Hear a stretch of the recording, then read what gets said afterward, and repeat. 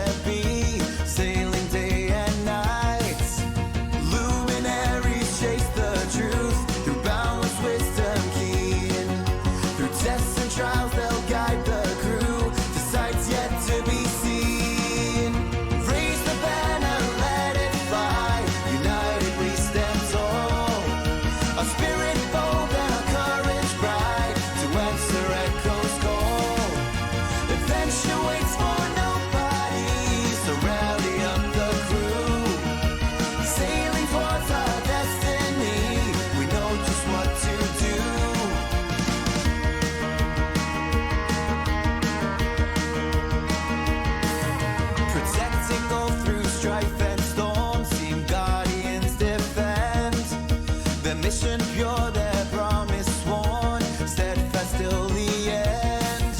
Mysticians seek what lies untold, with spells of newfound lore, lighting paths and opening gates to magic's very core. Raise the banner, let it fly, united we stand tall, a spirit bold and a courage bright, to answer echoes call. Adventure waits for nobody, so rally up the crew, sailing towards our destiny, we know just what to do.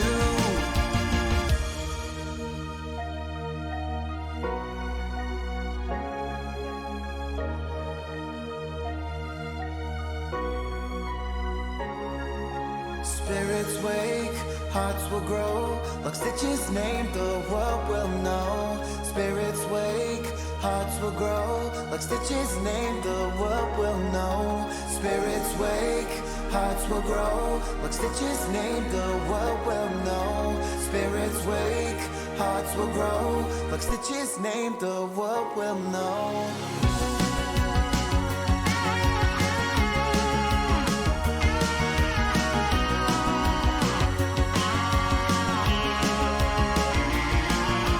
Raise the banner, let it fly, united we stand tall, a spirit bold and a courage bright, to answer echoes call.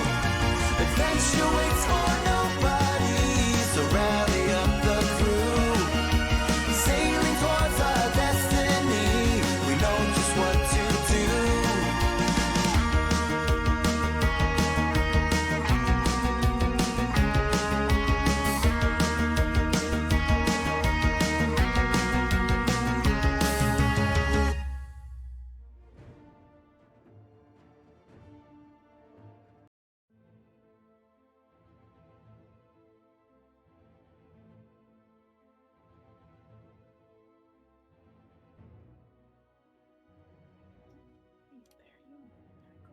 That song just ends.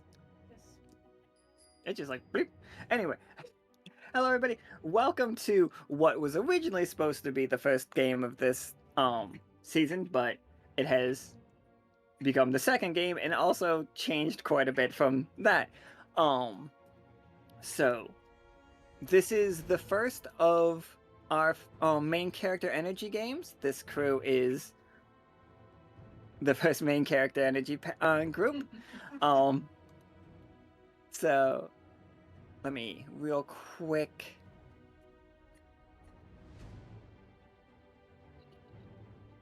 So before we get started, thank you all so much for the support with the cards already. Thank you very, very much. And what Nika just said, you guys killing it. Thank you so much. Nika has not slept yet, which is hilarious.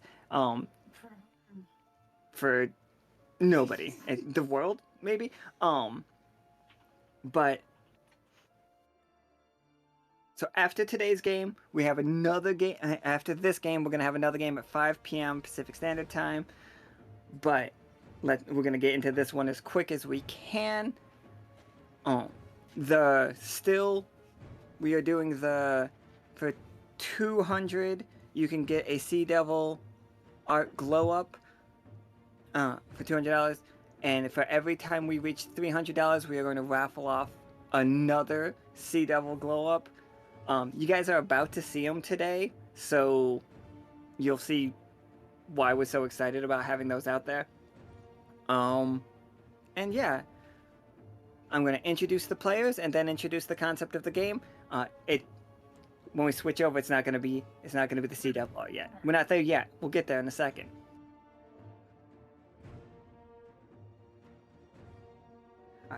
So, we have Caram, played by Prophecy of Zero. Hello, all. We got Krieg, played by Toast. Hello there. We got Nichol, played by Professor Winter. Hello, everyone. Can anybody else... Oh, and we have Patagon, played by Sept. Hello, everyone. Can everybody hear things? Is it just There's also a plane in the background that may or may not hit us.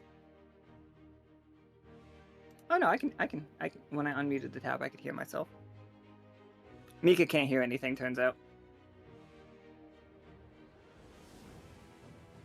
Well, she is probably asleep by now, so that makes sense. It's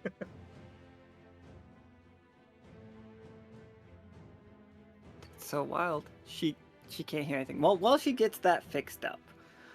So, today's mission: Patagon has intercepted messages from the Shaper's crew that an artifact has been discovered in the waters outside of Turmeric's outpost. The next day, Caram, Krieg, Nichol, and Patagon found messages instructing them to pack their swimming gear and get the shuttlefish to Turmeric's outpost. Further instructions would be waiting for them once they get there. They are to meet up with their contact at a cafe known as Baked. And that is where we are going to start today's game. Let's just... And of course, we told no one because. Oh yeah, and it, like, at the bottom it just says, keep this to yourself. Also, I need to point something out about this letter. The handwriting is terrible. Just the worst. Is it like worse than Doctor Scratch? I bet it's definitely not cursive. Okay. It is print, very smudged ink. It's like whoever wrote it might not have had thumbs.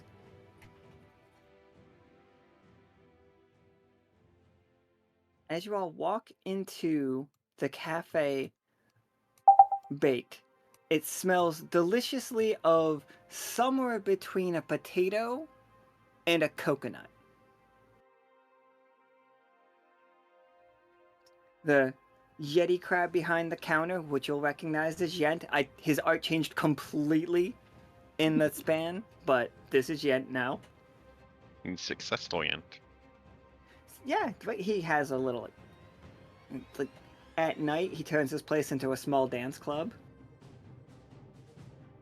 And he's behind his counter, like drying off cups. And he's just, oh, I'm sorry, we're not open yet. We'll open in a couple of hours. And he looks up, he's just like, oh. He's just like, are you here for a meeting? Wink. Yes. Wink. Ask them if they know the password. Do you know the password? Is it password? Is it password? Close enough. He walks up to the door and he puts a bar down over the door, closes the curtains, gives you a nod and motions everybody to the back door.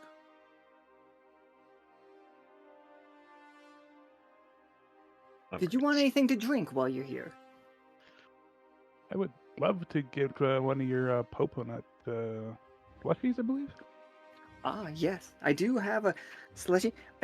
Most people, and like you see him like throwing stuff into a very like archaic blender with like a hand crank. It's just like one of our specialties. Most people think slushies can only be made with ice. Here in Alkali, we know different. As he's pouring salt, just scoops of like rock salt into the blender, as well as like popo nut stuff, and then some form of citrus. We know we have orange juice. We know we have straight up citrus here, so he's just like pouring that in there. Would you be okay if I tried that Patagon? Yeah, sure, you can take a sip. It'll be a little salty, but I quite enjoy it. I have one with double shot of citrus. Yeah, I'll try a little sample of that too. He pours out tiny little. He pours a big that's a half a popo nut shell, which again, size of bowling balls. Everybody. That like has been scooped out. That one's for Patagon, and then he puts little cups for the other three to try out.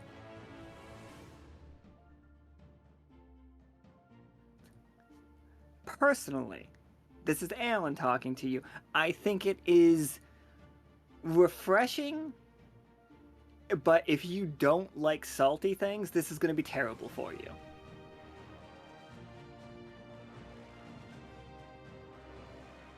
All right. All right.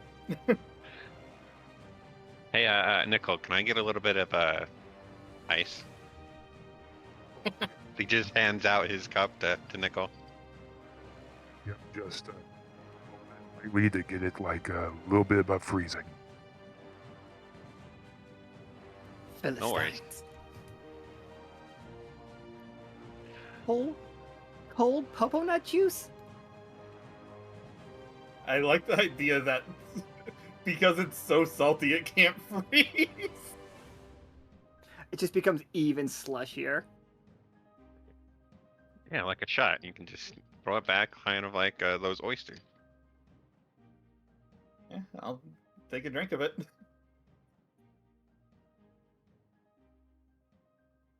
What's taking so long?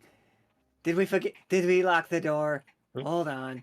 And Rupert, you can hear, and we know it's Rupert, like behind, like making sure he didn't lock the door. It's open. Oh. We should get down there before he gets impatient. Yeah, we don't want to keep him waiting any longer. But thank you for your hospitality there again. Absolutely. He salutes. He's just like, I'm just gonna be up here in case anybody needs me. I won't let anybody in. Your secret's safe with me. Thank you. Sounds good. Thank you. As you walk through that door into the next room, it is very clearly the door was behind a bookcase that was already moved out of the way. You see a shadowy figure sitting at the other side of the table, the light coming through the window behind him, casting his whole face in dark shadows. He's just like,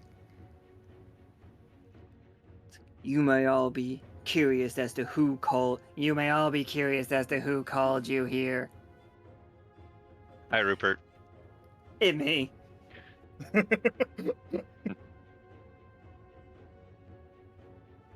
got that fake surprise face on.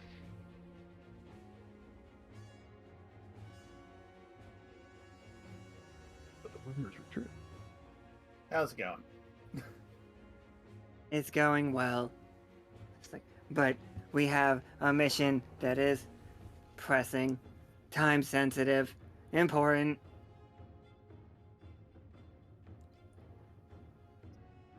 The captain hasn't been herself lately. She's been Little searching tired. for tired, little like existential dread, searching for something.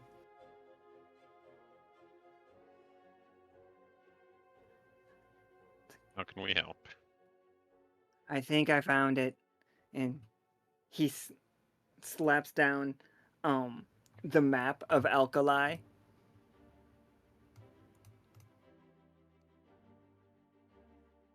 If you remember, Flynn, Malone, Isaac, with the help of Pollux and Castor, went under the water at the whirlpool and managed to make it stop for a amount of time when they were fixing up the tree, the pipes. I never learned what it was called.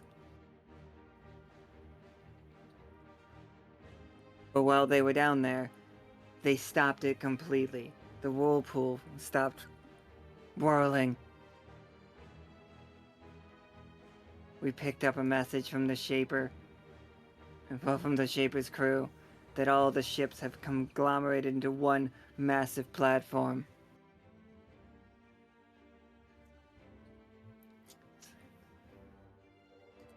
But the captain, like our old ship, and like he looks up and like gives like a very like uncharacteristic, charismatic grin to everybody, like very roguish in nature, if you will.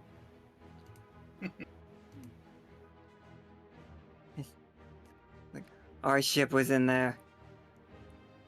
It's like, we would like it back.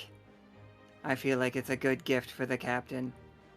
Really get her spirits up. Understood.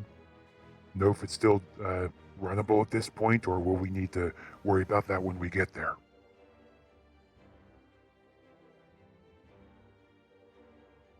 The Shaper's crew is gonna be already... They've got a little bit of a head start on us.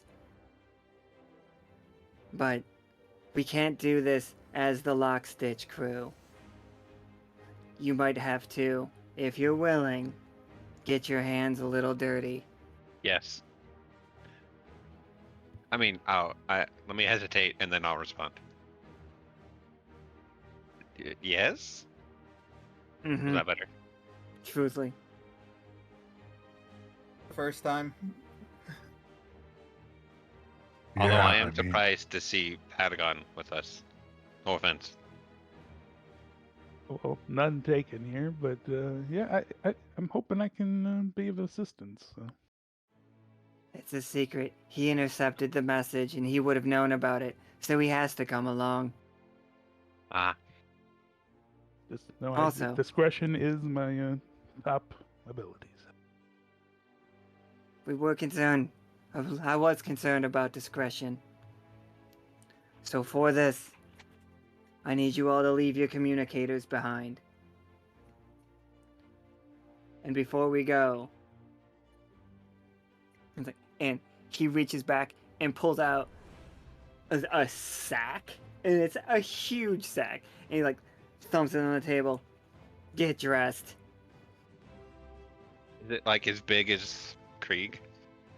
It's bigger than, yeah, it's definitely bigger than Krieg. It's huge. It's like, you guys haven't seen those duffel bags that are way, way, way too big?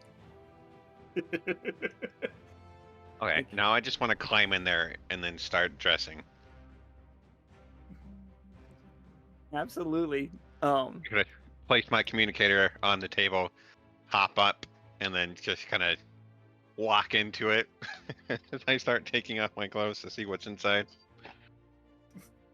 Don't I guess climb in there Krieg going naked. first then. At least get our stuff out first. You'll start seeing clothes being thrown out of the bag, just kind of haphazardly being thrown out into the room. Yeah, I'm gonna try to grab him midair. Yeah, I'll just help at least get the pile of our stuff.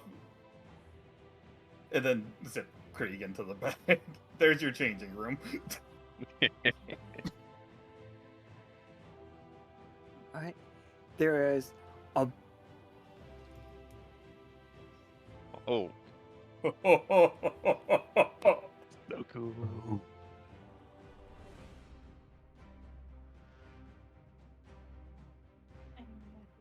Nika can't hear what anybody is saying. So, by all means, if you Oh. like it, which you I'll fucking do. better. oh, absolutely. This is so awesome. great. What's that Goku with super long hair? That's what it reminds me of.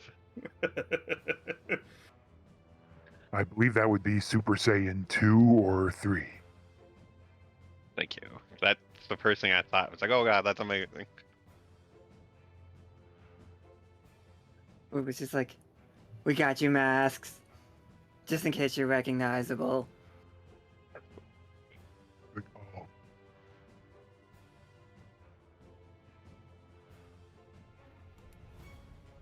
So, while you are wearing these uniforms, while you are part of the Sea Devils crew, you lose your department tags.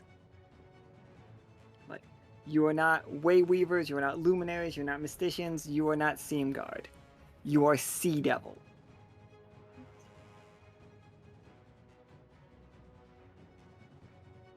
Also, if you guys can do me a roll 20 favor and click your characters, can you see the fact that I put your HP and TP on those? What is The that? circles are empty on my screen. Yeah, the circles are empty. How dare? Wait, hold on. Oh, you click it. can't Oh click yeah, on- sorry. We're clicking on the wrong ones. Yeah. I can't click on the other one. There it is. Yeah, now I can see it. Once I click on the correct one, I can see it. Yes.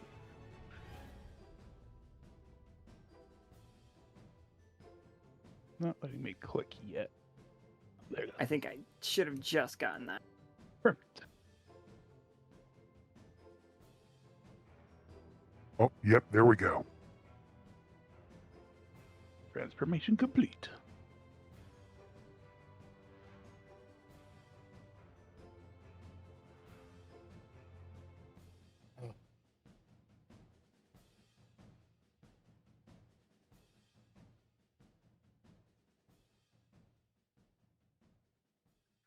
Rupert just like looks back and forth at everybody.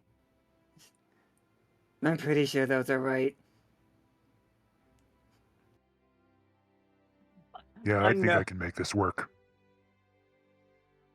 Rupert having no Yeah. idea what mask is for who. Just gonna walk out of the bag and be like, so how do I look? Badass, right? Yeah. Wasn't expecting you to come out with hair. Well, that's the best disguise. If you never have hair, and all of a sudden you do have hair, no one's gonna recognize you.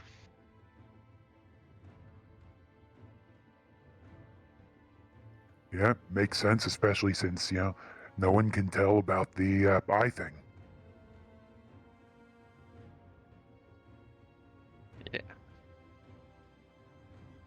Get used to That this. sounds good.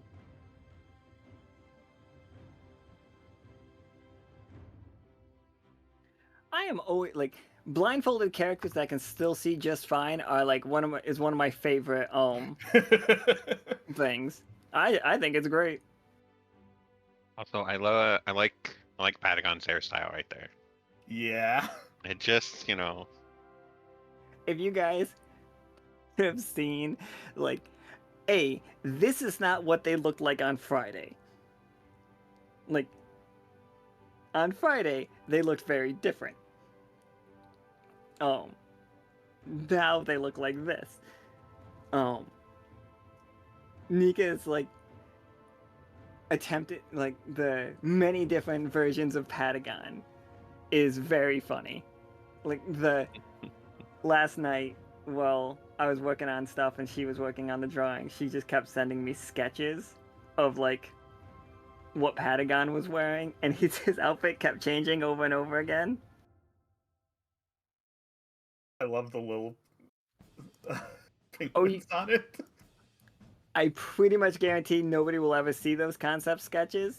A, because they're not mine to share. And B, because she'll probably use those pieces for other Sea Devil uniforms if anybody gets those. Oh, cool. I'm still overjoyed with what we've got. So, yeah. It's fucking great. I like the feet that I was mentioning earlier in the call with literally Patagon's feet. I had never looked at the fact that he is wearing tabby sandals, but also he still just has 3 toes, so there's no like even split. Oh yeah. Actually, no, we have an odd number of toes anyway. Yeah. But the big toe is big enough that it's basically 2 toes. We can all accept that. Mm-hmm.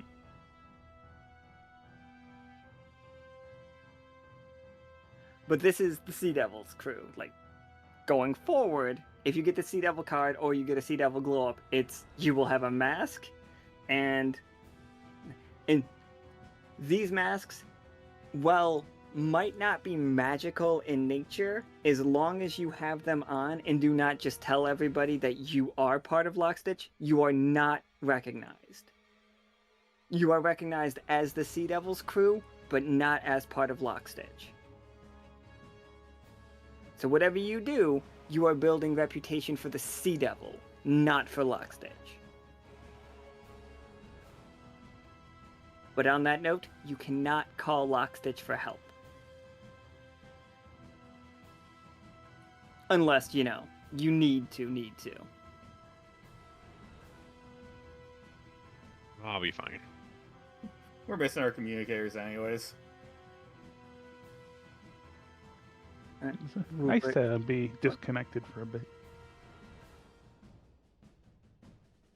Right. And nice to not get blamed for things.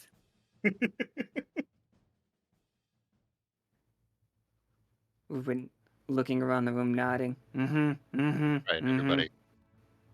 While we're in this costume, call me Gurk. It's just Krieg backwards, so it shouldn't be that hard to find out.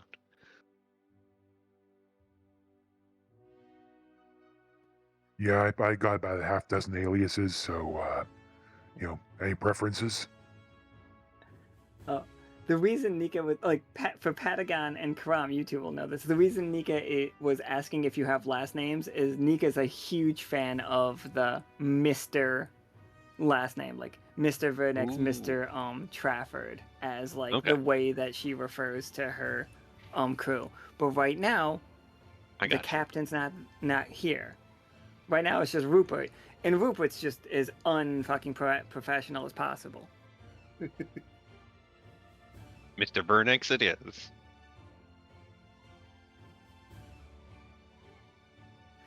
That's what the token's saved under, by the way. Mr. Vernex, Mr. Trafford, Mr. Patagon, and Mr. Caram.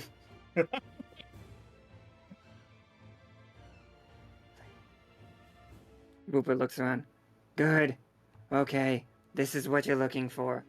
And he pulls out a teal piece of cloth. And he's like, this was part of our original sale. It's like, somewhere in that mess of ships, you were looking for a ship with this. We are searching for something. He looks really sad for a moment, and then he puts a sketch of a skull with horns on the table. He says, "This is the artifact you're looking for.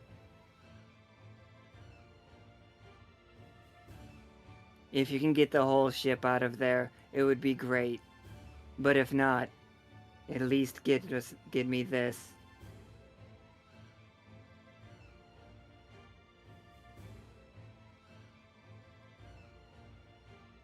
Understood. I will Yeah, warn I'm sure we you. can have Nichol drive it out. It'll be fine. Mr. will warn- Trafford. Mm-hmm. Mr. Trafford. Sorry.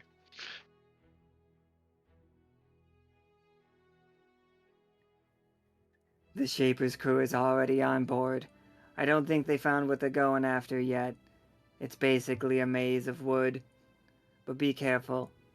Those ships have been stuck in that whirlpool for over 100 years at least. They're gonna fall apart at any time.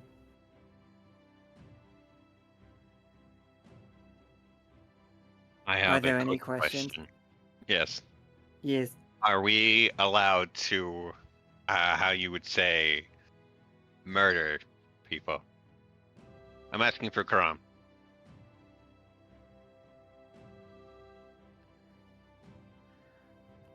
The Shaper's crew aren't gonna be gentle with you, so I don't recommend being gentle with them. Right. You might not Any need other- to murder, but hurting them, up to you. Any Go other ahead, Mr. players Chairman. around that we need to know about? According to the mission reports from Pollux and Castor, those waters are pretty treacherous. There might be some very large natural creatures. He does the thing where he like waves his head back and forth when he says the word natural.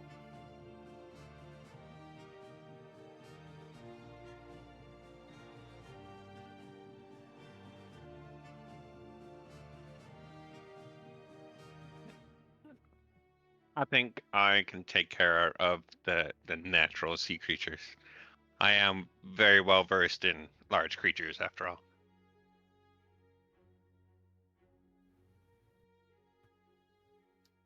One eye of Rupert's gets really squinty looking at Krieg. He's like, Get that smug face.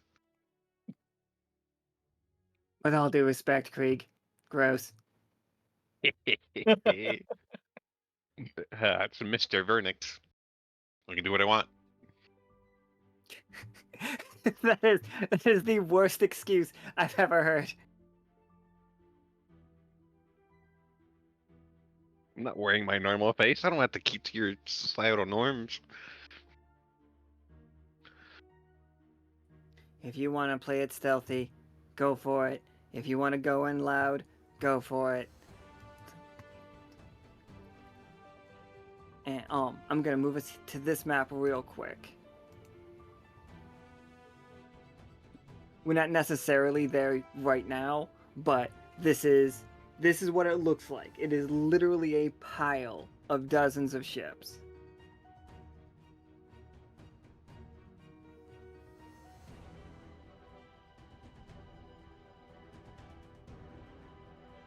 That's a lot of ships.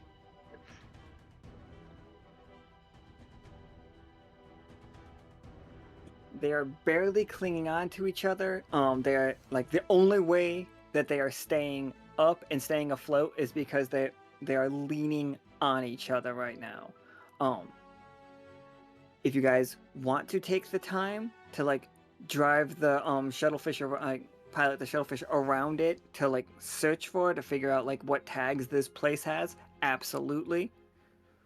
You guys can make rolls. You guys can just immediately go for it.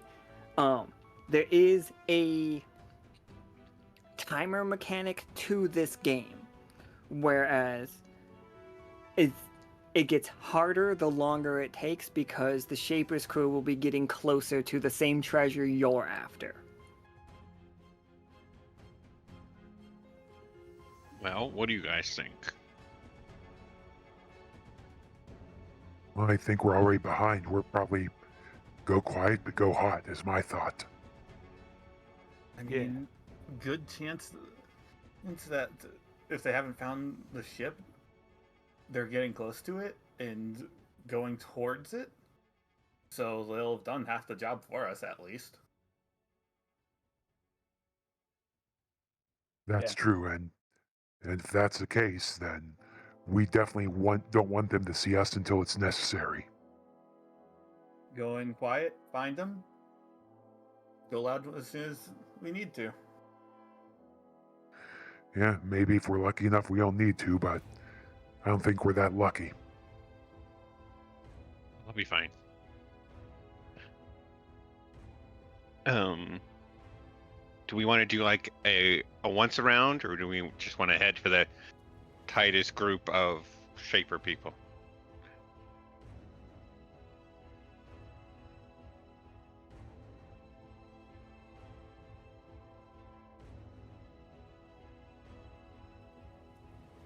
What do you think, Patagon?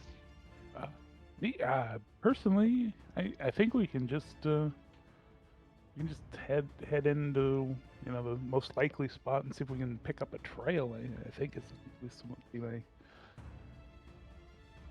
because I'm sure that they're not as judicious as we're going to be. So I'm hoping we can see some evidence and like you said, maybe skip some steps that they've already completed. Yeah, that's a good point. I don't think they're expecting anyone else to be there, so why would they need to be stealthy? Sound logic?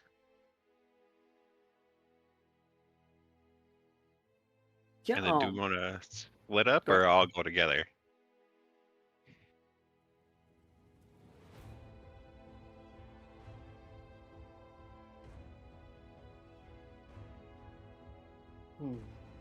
Well, I think it's best. I think it's better to stay together for now. Yeah. Things get hot. We can take out one person as a group way quicker than we can take out one person in a group of one or two. Okay. And with our lack of communications at the moment, it would be difficult to regroup later. So. Hey, I'm gonna put these tokens here.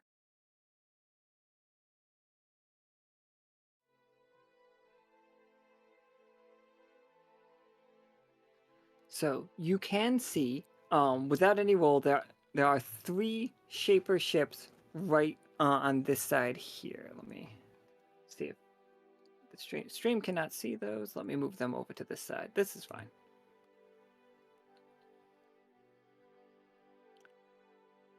The Shaper ships are adorable. Also, not pirates, but I moved them so we still can't see them. Okay.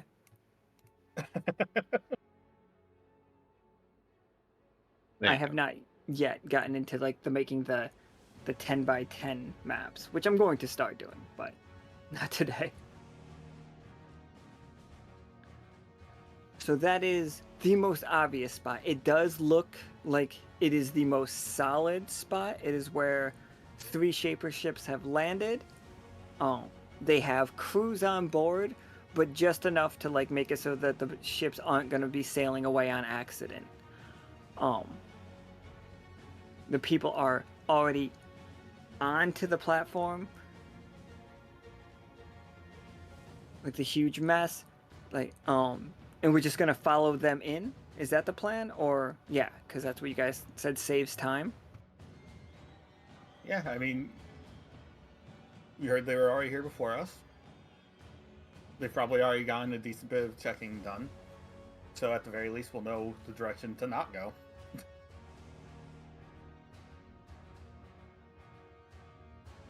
Sounds like a plan. Yeah, for sure, I'm down. All right. So we're landing here. Like you can be underneath them, but you guys are gonna have to because the shuttlefish we know is a submersible.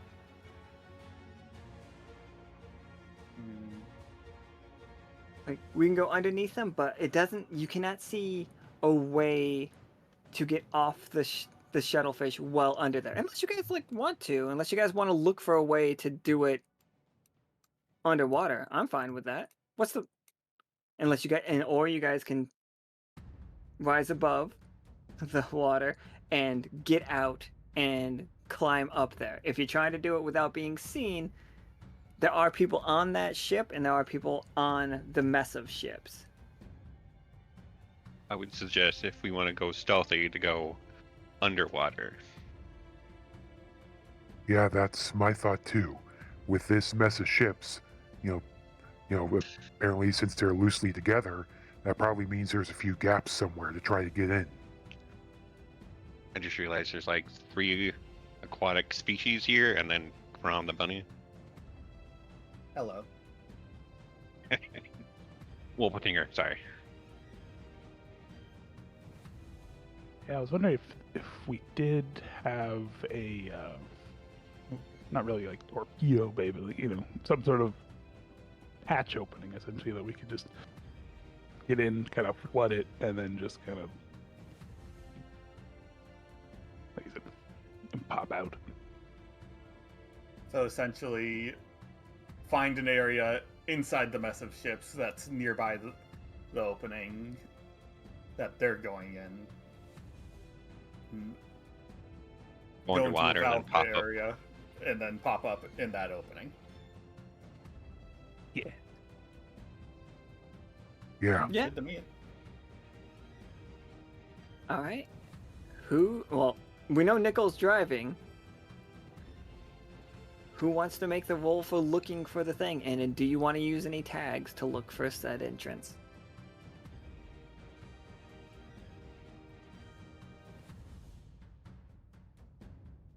I want to say Patagon, but that's just because he's a penguin and does this to icebergs all the time, right? Yeah. I was just about to say that I think that would work out pretty well to try to find a hole in the ceiling or like.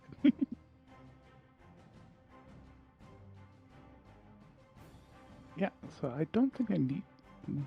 Really can't think of a tag that'll help here, but I will do the rolls. All right. Give me 1d20.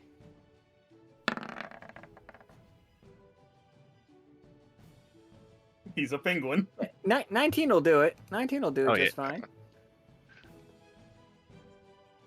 So Patagon using the the scope here to just monitor, you know, the ocean above, and then just finds a nice little opening between the ships. It's like, okay, right there, just a little to the right, and okay, there we go. I think if we go up right here, we should have a nice opening.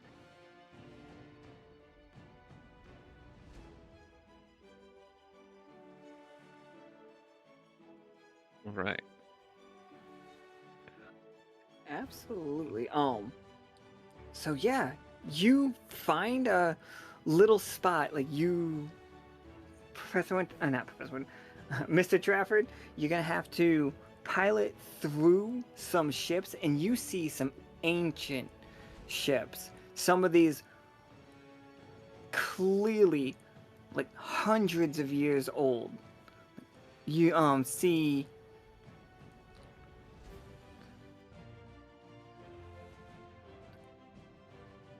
flags like that are basically decayed into nothingness, like that hold ancient symbols that you do not recognize, even with like making more contact with your old self.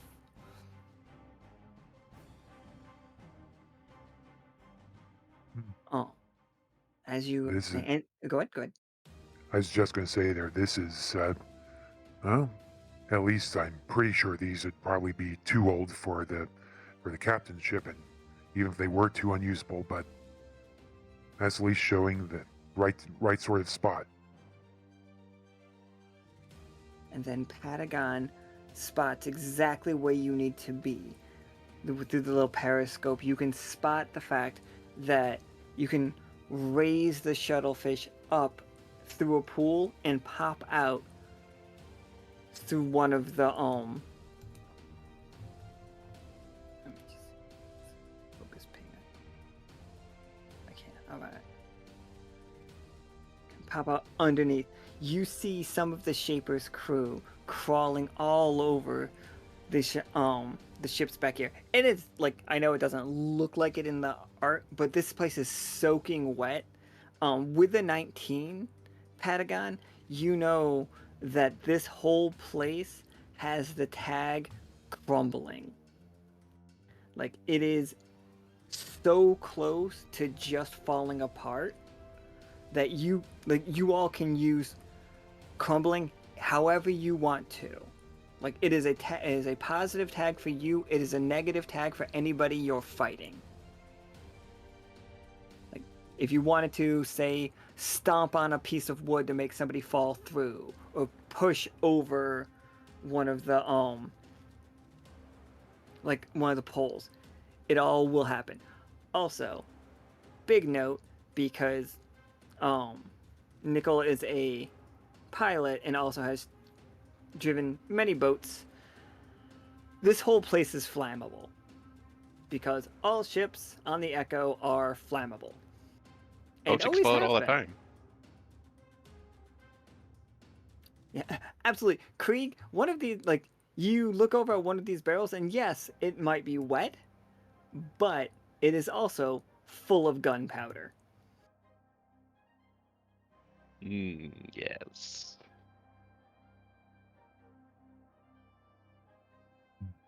Anyone else getting some ideas for a plan B to delay the Shapers if needed? Plan B to delay the Shapers. Plan for once we're out of this area with the ship. Plan kaboom. Yeah, exactly. Plan boom. Like good old Tobias would do.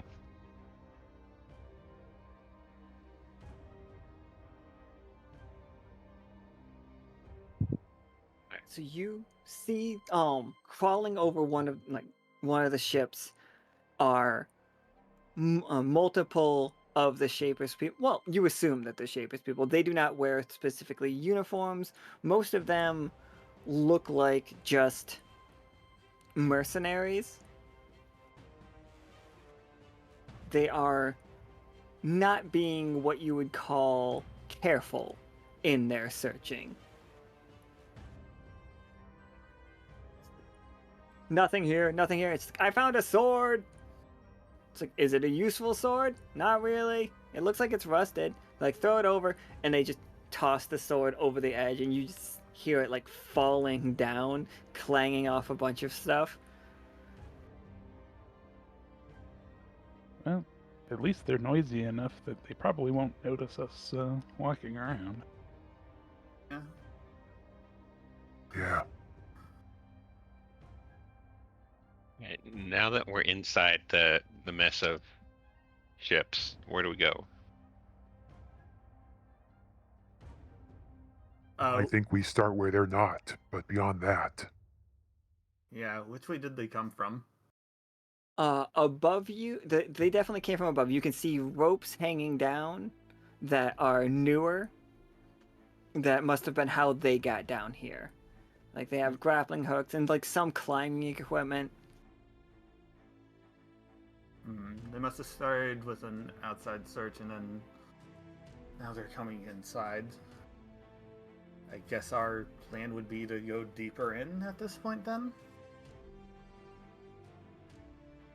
Alright. Lead the way, Mr. Stein. Steinholz. That's what I said. Stein. Yeah, Karam's just gonna try to sneak by them and lead them further in. Yeah, absolutely. You can either give me just a single 20-sider, unless you can think of a way that you're able to like sneak better. My third tag? You gotta say your tags out loud though. Like, Rogue. yeah, you don't get to hide them in game. Yeah, Rogue. Ooh. Would that do it? Yeah, for sure. Like, what does it look like for the sneaking? Is it like literally just everybody like crouching down sneaking? Is it like giving yourself a distraction for them and then sneaking through? I think in this area, Karam like grabs just like probably just a rock or something that's just in the area, and as one of them throws something overboard, he just throws something out the wall to just make a loud breaking sound. Yeah, absolutely. Give me 2d20.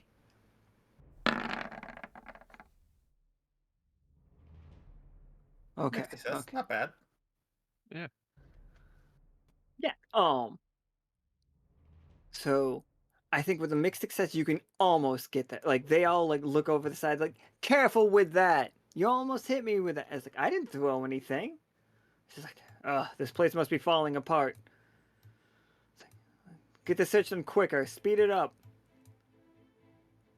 So you guys get down here. You can see that there is almost a hollow. There is a hollow, not almost a hollow.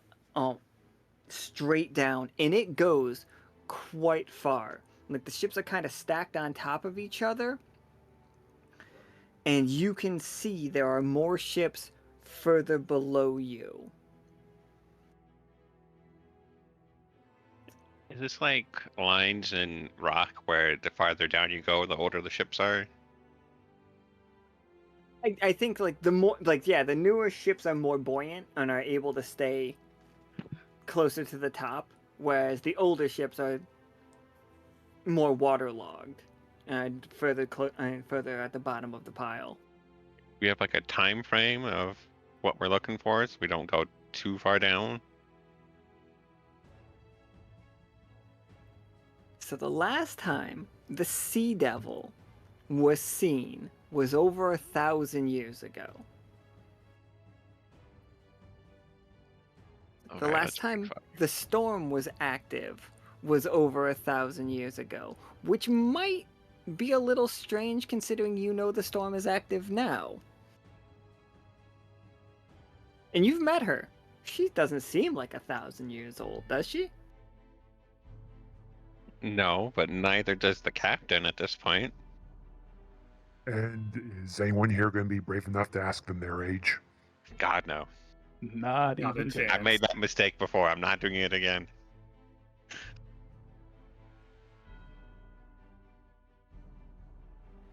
The implication is Rupert is also from that age?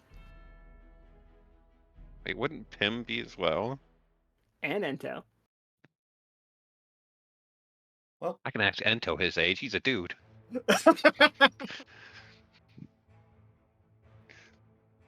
Patagon's have an idea. So we have the scrap of the sail, correct? Sure do. Okay, so he's gonna take that and focus on it with his hellish tag and try to get like an echo of their voices, because I mean he knows the majority of the Sea Devil crew, at least the ones that he does know. So try to like focus in on their specific voices and see if that helps kind of almost ping kind of what direction we need to be headed down here. Oh, I love that. Spend 1 tag point, Okay. but then also roll me 3d20. Okay. And if you roll a single 1, ignore that 1. Okay.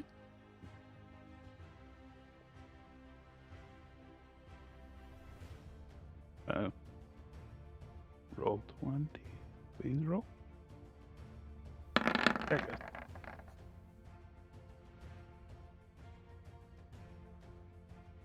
Mixed success. You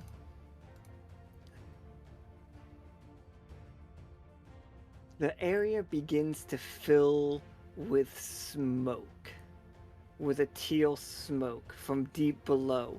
It is coming out of the ground, like seeping through the cracks in the ships, and it's appearing all around you, and some of them are like wispy tentacles that are reaching out, coming like up, and you hear the Shaper's crew begin to panic. Like, what's that? As they are like moving up, they're trying to get away from it as the tentacles are moving up closer and closer to them. I got tentacle tokens.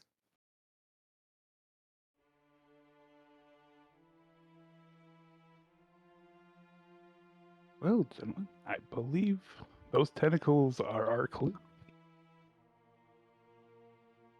So it To is. recognize. Oh, go ahead. No, I'm going to say there, and we might also be able to use that later if we see any more of them. All right. After you all, I'll follow last. I'll go first, because why not?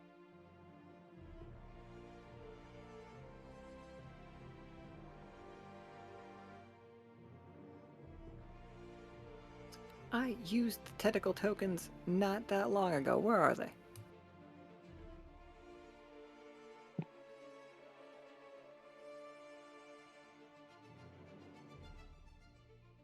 would imagine under the T section, maybe? Oh, there you go. It was in a pack called, was it? Creatures and Foes is what they call this one. You do see wispy teal tentacles coming out from deep below you. Not all the way at the bottom, but very far. Like, quite a ways down there. They are going after these people.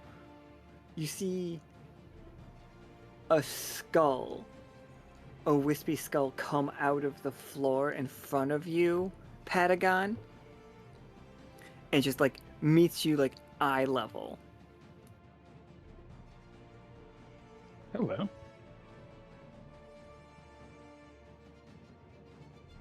It looks you up and down, and then like it is just a skull. It does not have any lips to it, but you can most assuredly see a grin appear. Ah, so I'm taking that you're one of us. And you'll grin back at him. It floats a little bit and then goes down the hole.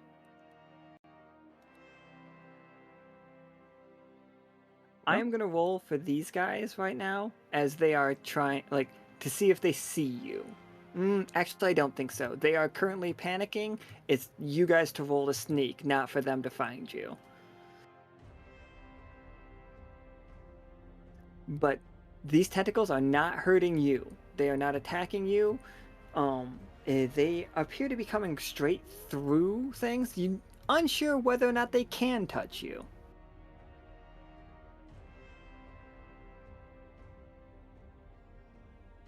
Might be like that sometimes.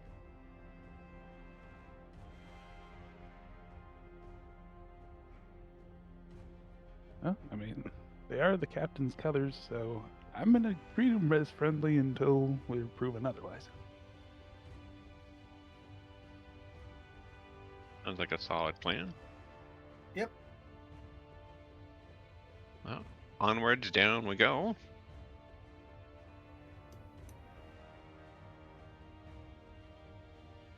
Alright, who wants, like... Those guys are distracted, so you don't have to roll a sneak unless you roll badly on your climbing down thing. What is the tactic to get down? Like, there are some stairs, but the wood rot is pretty bad. So taking just, like, the stairs might be tricky. There are ropes around. Some of them, I mean, they're holding up these ships. Which, you know, cool, but unsure of whether... What happens if you just put all of your weight on them? I've got a reckless idea if you want to try it. Well, I actually also had an idea, but it was using elementalist to basically get ice in some strategic spots to help reinforce the rotted parts of the stairs, but without making it too slippy to go. That's probably safer than my idea, so we can do that. I mean, freeze the inside of the board a bit to solidify its routing a bit. Yeah, I mean everything's so damp it ought to be pretty easy. Keep a good surface, but also allow us to get down safely. I think it's a good And- good plan. By the Go time for they're coming, it'll have melted in. They can deal with it. it. Yeah, love that. Give me 2d20. Also, All right. just so we all remember, 2 of you are officers.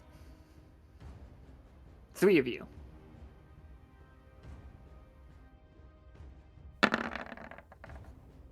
So, 2 15s is really good though anyway. Absolutely. It's just as you freeze the stairs under you, everybody can start to see their breath as I think there's a coating of frost on the rails above you. Like all over this place. And the really cool crystal looking frost, you know what I mean? Mm-hmm. You guys have ever seen like salt flats that did get like so cold that they did start to freeze and the giant it looks like giant snowflakes. The people like climbing the ship away from the tentacles are just like, I knew this place was gonna be haunted. I told you. Well, it had an added side effect that they think it's haunted, so I'm liking this plan more and more. So it's gonna be a little bit slick, everyone. So he's gonna demonstrate like how to do like a penguin waddle. It's like we're going to have to take this kind of slow and methodical, but you know, this tactic is worked on slippier surfaces. I'd like to just get my feet wet so they stick onto things and then start walking.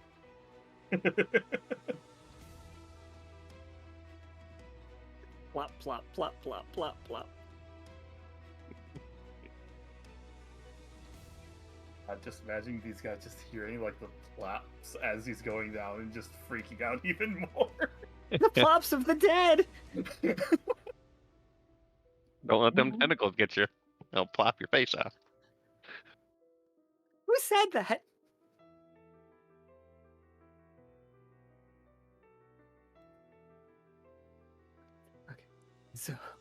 Um, yeah. I I wasn't gonna make you guys roll, and for like traveling the snow, traveling this icy thing because, Nichol has pretty good control of it with a 15, but also Patagon leading them. I think add the tag icy to this entire place. But it's not a problem for you as long as you listen to Patagon.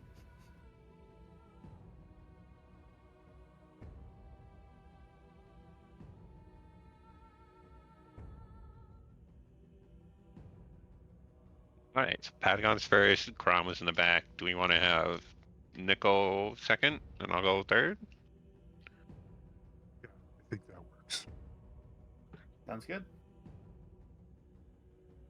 All right, lead the way. As you get deeper into it, you come across, and this must have been the treasure room of one of these ships. And it is full to the brim. There are chests just gleaming gold. There is moth-eating fabrics, moth-eaten fabrics in some of these boxes. Like, you can tell that this box must have contained some kind of spice before. This whole room smells wonderful, but also it's like, this is definitely the kind of a room that the Shapers folks must be looking for. Above you, you hear gruff screaming. It's like, what are you all afraid of? And it's just like then you hear slip, and then like crash as things like fall apart above you. Some planks come falling into this area, as there is definitely a commanding officer up there screaming at the people. It's just like, get back to work. That'll only keep them Um, for so long, so we definitely want to be quick. But Can I use the money orb trinket in this situation? Oh, absolutely. All right. So, of course, as everyone is aware, as soon as I see the gold, I'm not there anymore. So I would like to pull out my little orb so that I may use it, so I can use my greedy thought as a positive tag and then roll for how much I can grab. Okay, before you do that, I want to now, like, Krieg is experienced with this thing. You tell me, who are you looking for as the value? Are you looking for the value for Lockstitch? Are you looking for the value for Sea Devil? Or are you looking for the value for Tiamat? Or the fourth one, are you looking for the value for yourself? Well, I do have a selfish flaw, which I would like to indulge in. All right, absolutely. So go ahead and roll 2d20 and take the highest. Oh, if you're doing selfish, Is it just 1d20 because I cancel each other out? 1d20, yeah, 1d20, that's fine.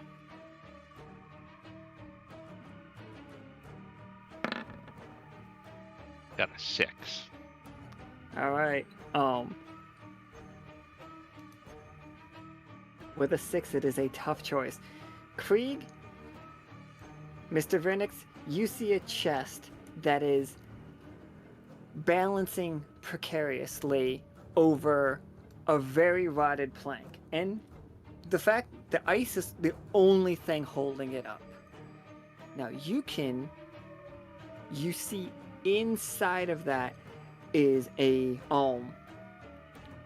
is a medallion that, what if Flavor Flav was an ancient Mayan? Okay. So you guys know, like, the Mayan calendar thing? Do you know? And also the rapper Flavor Flav wears clocks around his neck. So this is about the size of a dinner plate. About 2 inches thick. Has a fanged face on it that looks like somewhere between a gorgon and a yeah, it looks like an Etruscan style gorgon. And if you don't know what that looks like, Google. And it is ancient and it is incredibly valuable. It is valuable in multiple ways. You know for a fact you can get so much money from this. You can melt down the gold, and the gold is worth a ton. But culturally... Oh, no. I'm sorry. I take it back. It's not Etruscan. It is, almost... In our world, in the real world, it'd be like what you would call Thai. It's like that style of, and it has a creature that is somewhere between a gorgon and a tiger.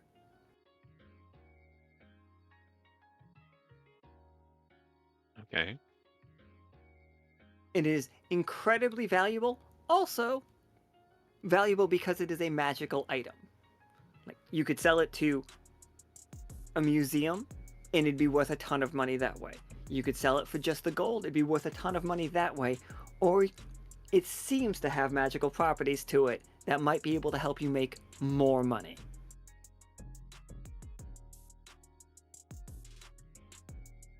Okay. But to get it, you will have to, if you pull that out, that chest is going to fall through the ground and just keep falling and falling and falling, crashing into everything on its way. We've all seen Lord of the Rings. We've all seen Fellowship. Oh yeah, let's put it right here because there's a crack in this one. And that will alert other people that something is like they won't know that somebody is down here, but they are going to speed up their investigation because, you know, this place is going to start falling apart. Or, what's that? I've got a swaddle tattoo that lets me cover things in cloth. So, if I can, and I'm very stretchy, if I may have my feet where they're at and then stretch the rest of my body over there and then use the swaddle tattoo to grab it and then come back. So, can I do that? Yeah, spend one of your attack points and roll again. You want me to roll 1 again? You would roll 2. You can roll 2. 2d20.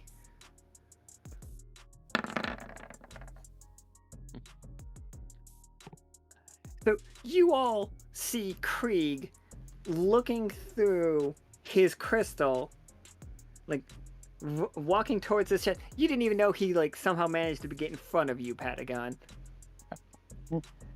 Okay. As he is reaching out for this chest, the ground begins to crack, and then he immediately swaddles it up and like grabs it.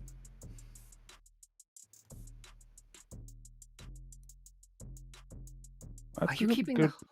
Go ahead. That's some good reaction time. Thanks. I've been practicing. Don't ask how, though. Wasn't planning to, Mr. Vernix. Is there anything of worth in the chest? Other than the shiny item, of course. It is full of gold coins from a culture that you have not met yet. Krieg, you have seen these coins in Ether's office. Oh, yeah, Like that was hanging like my favorite office. These coins are ancient.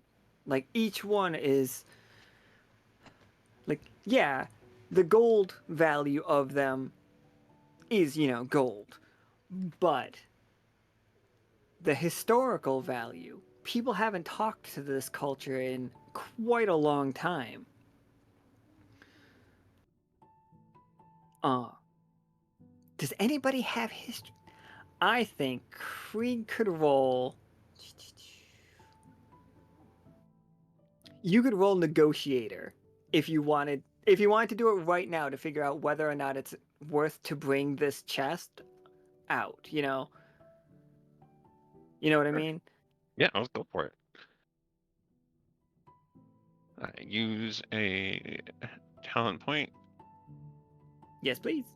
and then roll 2d20.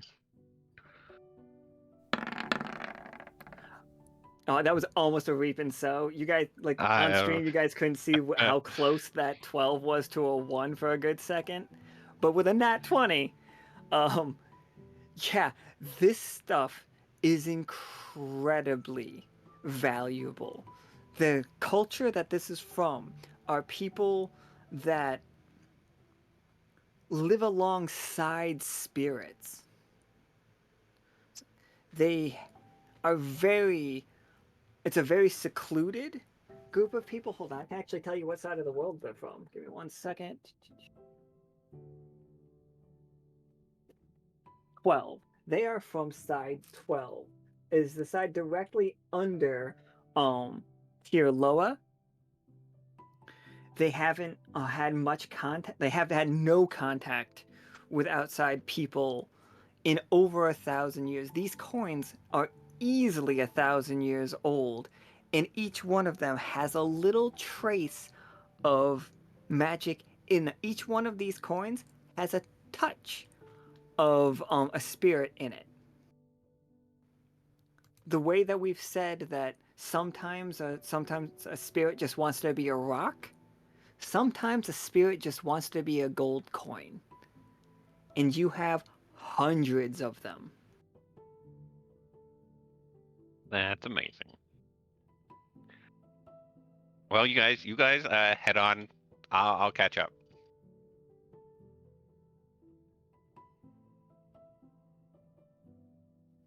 And with that 20, I will tell you that through all of this, you guys start to see there are ancient weapons on the wall. Some of them rusted, some of them pristine as though they are untouched.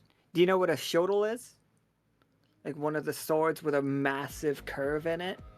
Oh, nice. Like one of those is hanging on the wall. There are little statues all over the place, little like stone statues of various different creatures. Do you guys know what a nu is? N-U-E, I believe. Is it pronounced nu or nue? It's like a tiger with like a snake for a tail, and they control lightning. A new way. Nue?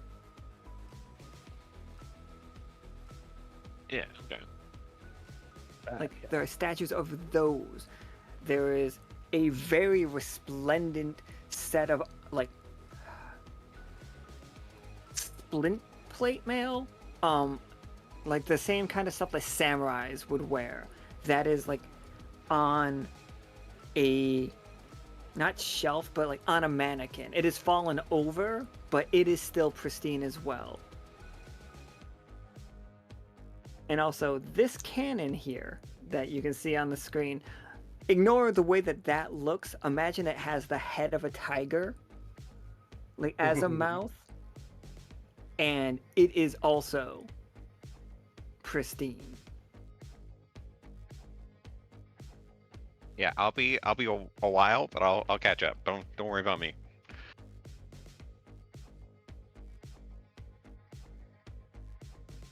It's for science and history and crap. Stay safe, I guess. Just gonna salute Patagon and be like, Just be sure to get out of here before they come down. gonna give you finger guns. All right. So,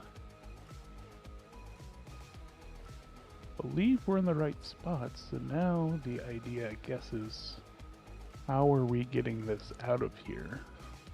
Oh, the teal skull peeks its head up from under the floor and then goes back down once again. It goes even deeper than Krieg is. I was wrong. Our skull friend is going deeper, so All right, well, I mean, a lot of this stuff could still be useful. I mean, if nothing else, they're searching.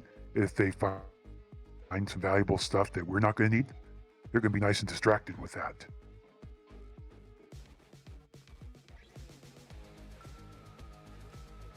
that's also true. Now, let's go deeper. I'll stall them if they ever make it this far. Don't worry. They'll get the crap.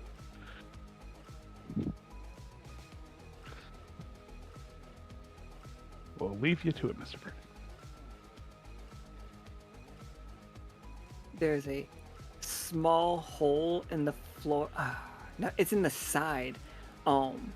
Nichol, you can immediately tell that that is how this ship sunk. That something punctured the side of this ship and sunk it. If you wanted to spend time investigating it, I am not going to stop you. But this is not the ship you're looking for. Yeah. There's a lot of good stuff here. Yeah, there's a lot of good stuff there. I think Nichol's going to focus on the mission for now. Just, make a note of that impressive kill shot and move on. If there's extra time, can always maybe come back. For sure. All right, so you three are going to continue, and we're going to leave Krieg here for a second. That's fun. I'll be fine.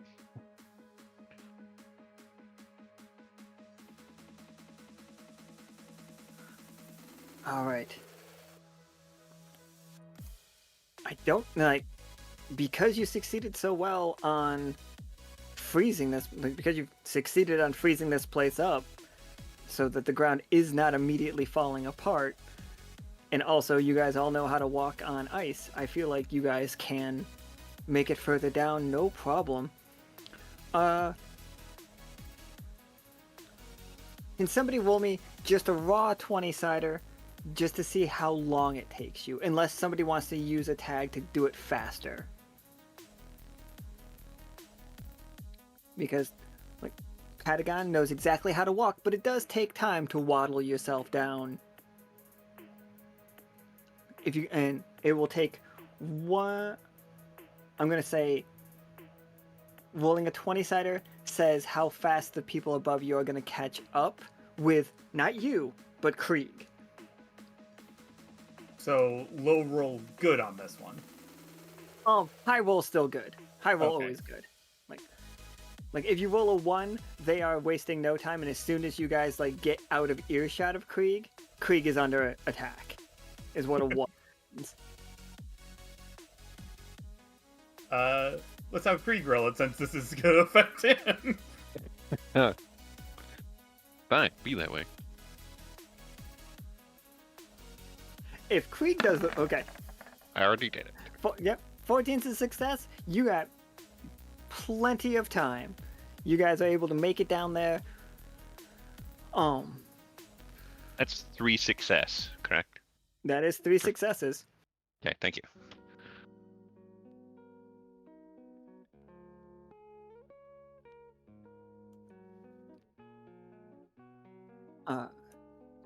Mr. Trafford, Mr. Patagon, and Mr. Steinholz. I knew it started with an S. I was just like, me and Nico were talking about that name yesterday. You guys are making it down further and further, and you start getting close. You could hear the ocean water, like the alkali seas water sloshing around. And then you see it.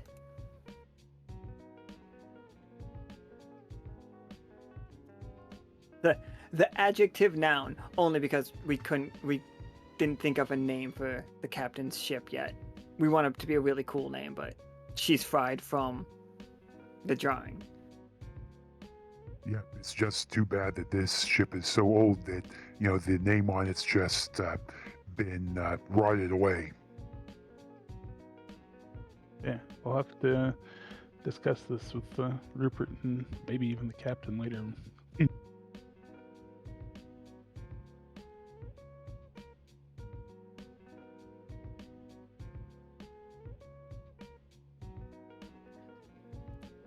Definitely a little worn, but maybe if we're lucky, we can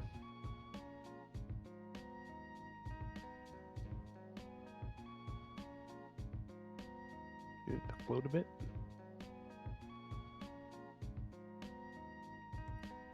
The ground begins rumbling, and these are not wispy tentacles, as you see. Wrong button. Massive tentacles come up from underneath from the water, like slapping around, and and then followed by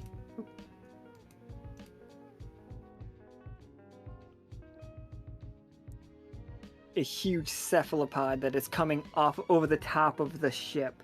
Its head is on the ship, where it is reaching its tentacles into the water, and they're coming up underneath you. They're cracking through the thin veil of ice on the ocean.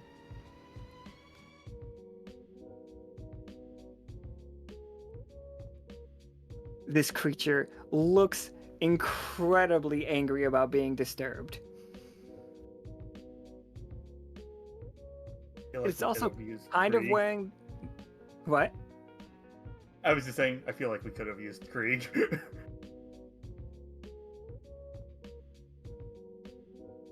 Well, if you can pull Krieg away from gold, you're welcome to try. Not a chance.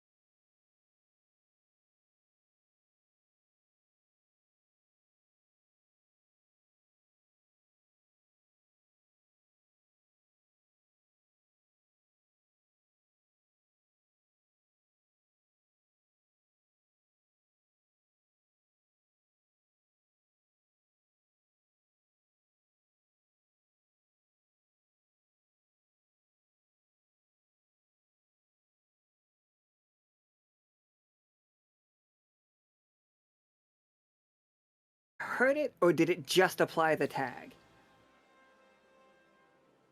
I think it's squishier than Caram thought, so he can get the shallow cut to get the blood going, but it didn't really do much to it.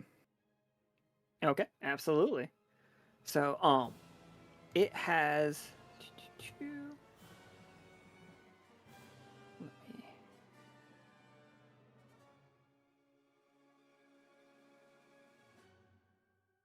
How is there no like good blinded? Oh, here we go.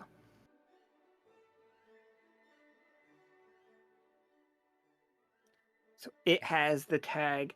Do we want bleeding? Yeah, bleeding's a good one, right? Because that, like, you can use the bleeding so that it has less accuracy, but also bleeding can do it, do more stuff. Yeah, I think that's a fair tag. This thing is mad now. It like multiple tentacles come like out from underneath the depths.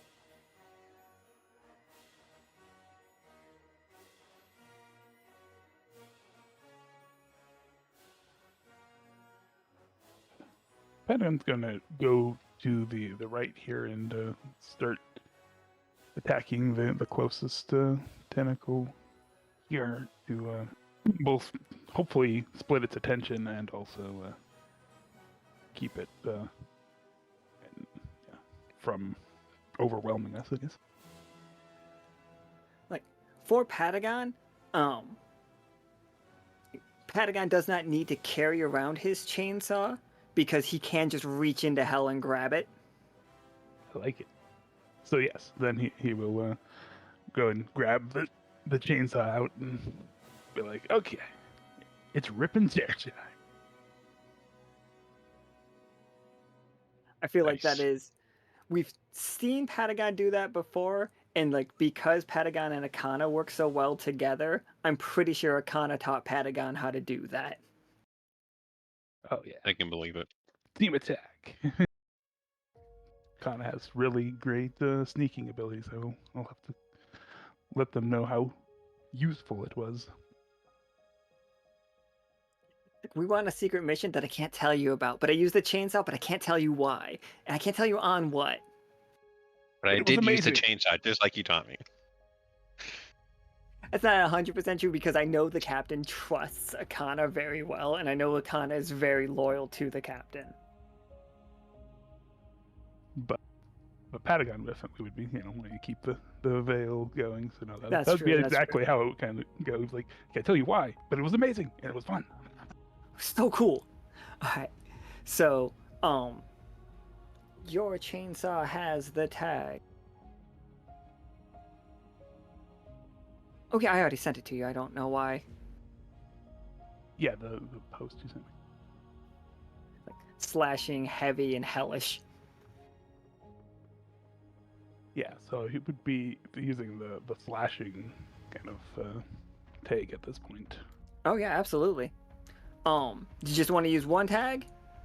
Because you can use many as you want. Yeah, let's use two. Do the melee because he is in melee range, and then the slashing just to go at this tentacle. Okay. Are we looking for accuracy or effectiveness? Accuracy because I believe because it's gonna be flailing around a bunch, so he's just really gonna want to tie in just to get any hits off. Like Caram was just trying to get the bleeding effect. We're really just trying to distract this the best we can and get an advantage. Absolutely. All right. Give me 3d20.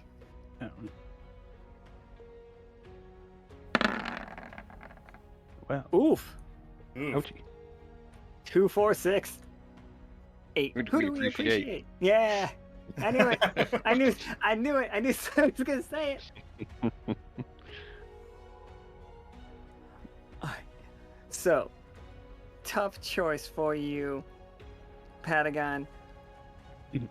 Like, as you slash through it, what is Patagon's flaw? It's Oh. it's the haunted I- one. Yep.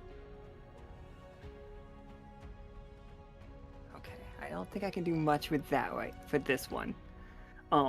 As you try to slash through it, roll me a d10 for to see how much damage you would do to it before I give you the choice. Okay.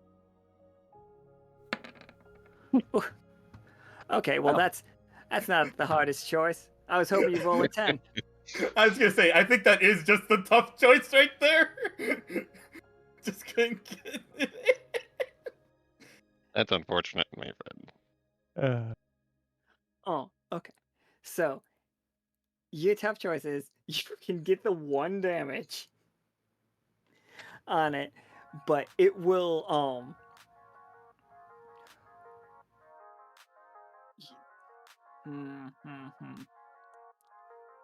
I was really hoping that was going to be a bigger number. Could I offer you something? Yeah, sure. What you got? He can take the 1, and nothing bad will happen. And I don't know what you have in mind for something bad, but you can gain another die for taking that bad choice. Yeah, that's around what I was thinking. Yeah, I think like you can deal that 1, which is we already see, comically low. Or you could swing again at it, but in response, 3 tentacles are going to attack. 1 is going to attack Caram, 1 is going to attack Nichol, and 1 is going to attack you. The other 3 that are not attacking you, you are going to wound this one. But then I will roll 3d20 in attempt to hit everybody else, and including you. Yeah, Patagon we'll just take the 1. I mean, it's not very effective, but that is what he's attempting to do. Is he doesn't trying to distract it more than anything and getting off whatever he can. Things don't need to deal damage; they just need to distract things. Works for me. Like you cut into it, and like the same problem that Caram had, it is way squishier than you expect it to be. So like the chainsaw blades just can't like bite into it. Like it's like trying to chainsaw Jello. It just keeps moving away. This is a very gelatinous pod.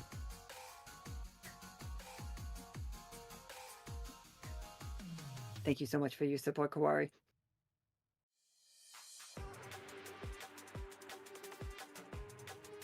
All right, Nichol, you see Caram trying to get that slash in there, not really working. Although it is bleeding above that eye, it is bleeding dark green blood. Oh, no, it's not. It is bleeding green blood with highlights of orange.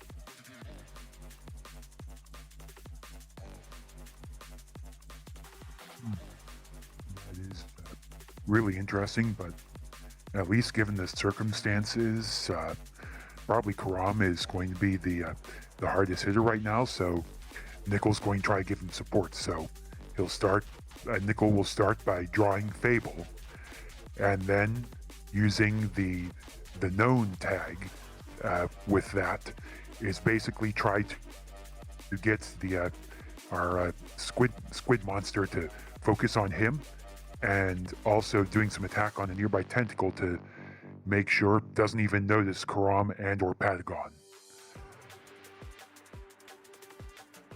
The thing sees you holding Fable. For the record, how I've changed Fable to fit in with our tag system is as soon as Nichol draws it, he becomes known. He gets that extra tag known. Not the weapon. The weapon isn't known. He is. But he is not known as Nichol Trafford. He is known as the Sea Devil's Enforcer. If he's wearing this outfit while he's holding it. The Fable matches your horns pretty much perfectly. And also, that creature looks at you and screams something that's almost like it's definitely a sentence, but I don't because Is it Krieg loud enough tells- that I can hear it upstairs? roll me a 20-sider, Krieg, to listen. This I- even a one just means you don't hear anything. You are just so focused on your collecting of treasure. I got A success. another success. I'm the Sea Devil now. Gonna look around. I'm gonna poke my head down just to see what's going on. I'm gonna see a Hell giant yeah. monster. They're way below you. You might be. Yeah, you rolled a success. You can see them. Oh, one Do like second. a small hole somewhere that. Let me 'cause this fix whole the thing music is- real quick. I didn't realize what's going on.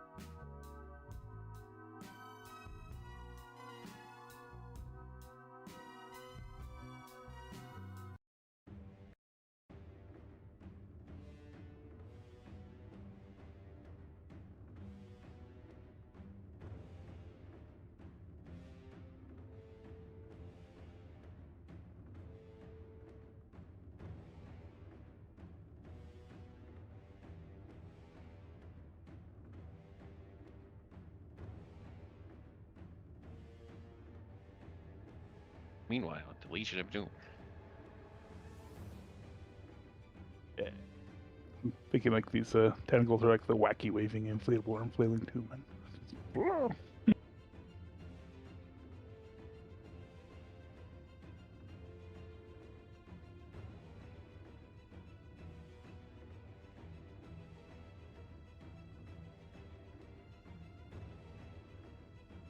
I think it's the Sea Devil, but we are the one who knocks. You come to bargain.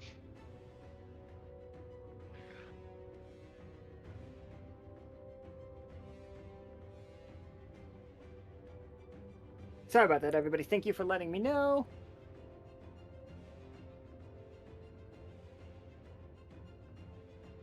Alright, now it should just... Let me unmute the stream real quick, make sure everything's going well there.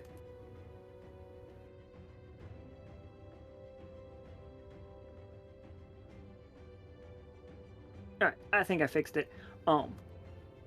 Yeah, Krieg, you see the fact that your crew is down there fighting a giant octopus that claims to be the Sea Devil at this point. Yep, and when that big old thing screeches that sentence, I say, I don't know what you just said, but that ship ain't yours. So, how about you step away from this and we have a nice little talk with me and my blade?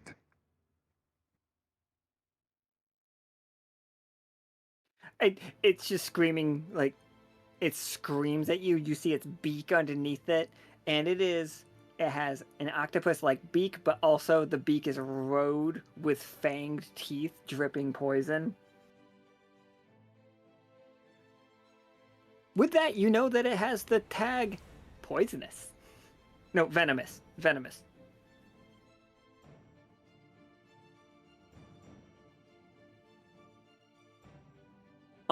It's not gonna give up. It can't talk to you. It can talk to Krieg. Gonna yell down at you guys. You guys good? Yeah. Let's let Nichol do his attack or Okay. whatever he does. for it. Yeah, for this I was going to, for the known, I was going to add that to the accuracy, and then also use a slashing tag for effectiveness, assuming it hits. Oh, for sure. You could also use some of your tags if you wanted to. Like, you guys could stack up to 10 if you wanted to. I understand, like, if you just want to use the 2. That's perfectly fine. I just want to make sure everybody knows that they could use more if they want. Yeah, I think I'm not using any of my personal tags except for the temporary known tag at this point, but probably saving that for in the future. Gotcha. All right. Give me those 2 20-siders. That'll do it. And go ahead and Because give they me have to do that. 1 second. Let me. What's your attack look like on it? Well, I think with the way Fable works is that it's going to. I was originally going to say, I think he launches it for a second, so it's throws it there, so it looks like it's heading towards one part of one of the tentacles, and he starts running towards it, and then when he gets close, he teleports it back to his hand and does like a slash lengthwise on one of the tentacles. Oh, absolutely. Oh, which tentacle? Oh, you have to 1, 2. Like, this is 1, this is 2, this is 3, this is 4. I'm thinking this one. All right. Give me 2d12. Yeah. Okay. Oh my god, that's Yeah, that's a lot. Each tentacle only has 10 HP, so feel free to keep going and hit the one behind it. 24. What am I gonna say? Like you don't succeed? Yeah, I think in that case there, yeah. In that case, we'll change it slightly there. So the throw pierces through the first one, and he runs past it towards the second one to slash that. Oh, that's so cool. that's not cool. It screams so loud. Let me just. This is a resolve check basically for the. The Shaper's crew are panicking above Krieg, by the way. Like, I am imagining Krieg is just currently like. Oh, wait, no, wrong one. So I This kind of just one. look down. I see what Nichol's doing. He's like, he's fine, and I'm gonna go back to what I'm doing. Krieg, what are you stuffing in this chest? Like, you have all those gold coins. You see some fabric that has not. Oh, actually, Krieg, while you're up here, you're fighting your own battle with money. Would you like to roll a 20-sider to find more good things? Can I use the rich tag to roll? You know what? Can I use the? Yeah, screw it. Let's do the rich and the elemental tag, so I can roll 3. Is that possible? Absolutely. In case you guys are wondering what element Krieg is, I'll give you 5 guesses, and the first 4 don't count. turns out gold is an element in this world. I mean, we ought to know about that. Like, you've seen him do it. Like, everybody's seen him do it.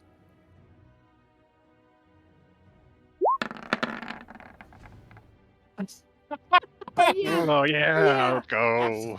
for sure. All right, okay. Okay. Since I am an elemental, can I just absorb the gold so I don't have to carry it out, and then I can use the chest for other things? Absolutely, Krieg. You can pull in, like, you can put the money in yourself. Anything gold stores in your body perfectly fine. That cannon happens to be made of gold, right? The cannon is in fact gold. Yes, it is. An idea I had is Krieg also sees an easy way to get more out of here, having found a hole and seeing the ship that he needs to get it to below him. So he knows where he can dump it all. If that's Yeah, a good because we're idea gonna for me. take that ship out with us, so this is a great idea.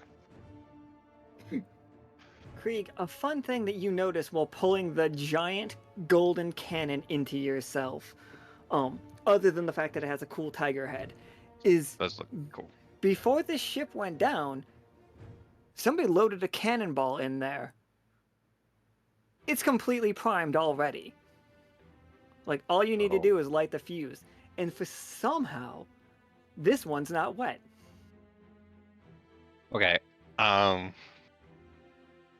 I've got to shoot it, right? Just you can't just give me an opportunity like that and not have me take it. I mean, you could. That roll was to find things worth money. You are getting huge. Every time you absorb something gold, you are getting a little bit big. You take on that thing's mass. So you take that cannon into yourself. The floor is not going to break because Nichol's very good at ice, and you rolled a 20. Just like no matter how heavy you get right now from it, we're not going to break the floor. Okay, Because we'll of put your the 20. cannon in last then. That way I can get everything, and then I can use the cannon.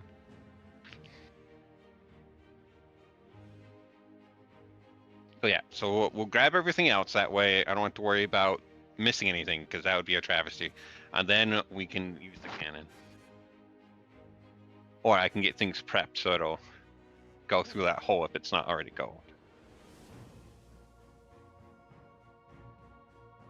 If that makes sense. So, you're grabbing all the gold, you're putting the shodel that we saw on the thing into the chest, you're grabbing up the armor that we saw, putting that in the chest. Are you grabbing up some of the silks? Yeah, well, I'm going to throw in. So, in your chest right now, please write this down for me because I've. Okay. You got a shodel that is clearly magical. You've got samurai armor, also clearly magical. Okay. You have the golden cannon, which is magical, but also just a cannon. And you have rare, incredibly rare silks. Let me tell you, somebody's going to love whatever outfit they get made of this. The only ones that are not moth-eaten also happen to be magical. Yeah, you're all in the same scene now that Krieg has, like, mentioned the fact that through the hole, he has seen you guys and is able to communicate with you. So I will count this as the same scene. He is just way above you. But also, you hear, "I told you this place was haunted!" Ah! And people are running around everywhere.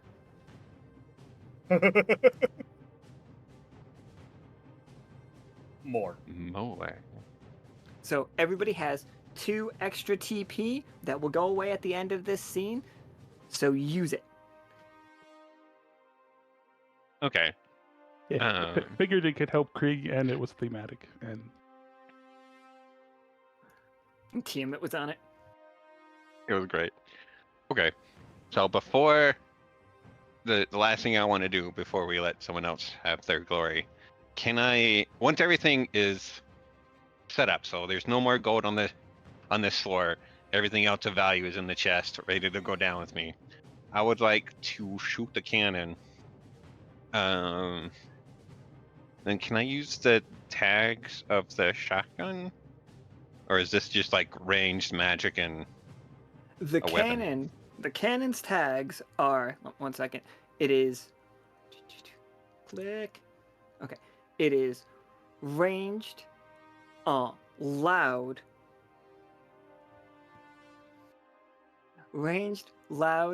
and destructive. If you aim the, I will tell you. I can only tell you after you do it. Okay, After so we I'll see tell you what it does. I'll tell you what I want, and then you can go from there. We'll use the destructive tag because that's a giant squid. We'll use the range tag, and then we'll just use the loud tag because there's a giant monster screaming, so no one's gonna hear me anyway, so it'll be fine.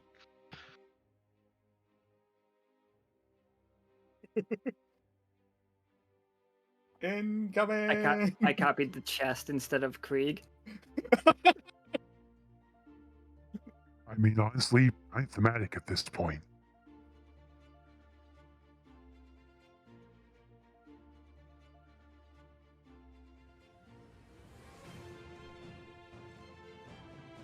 Got all this TP, I've just got to use it, right?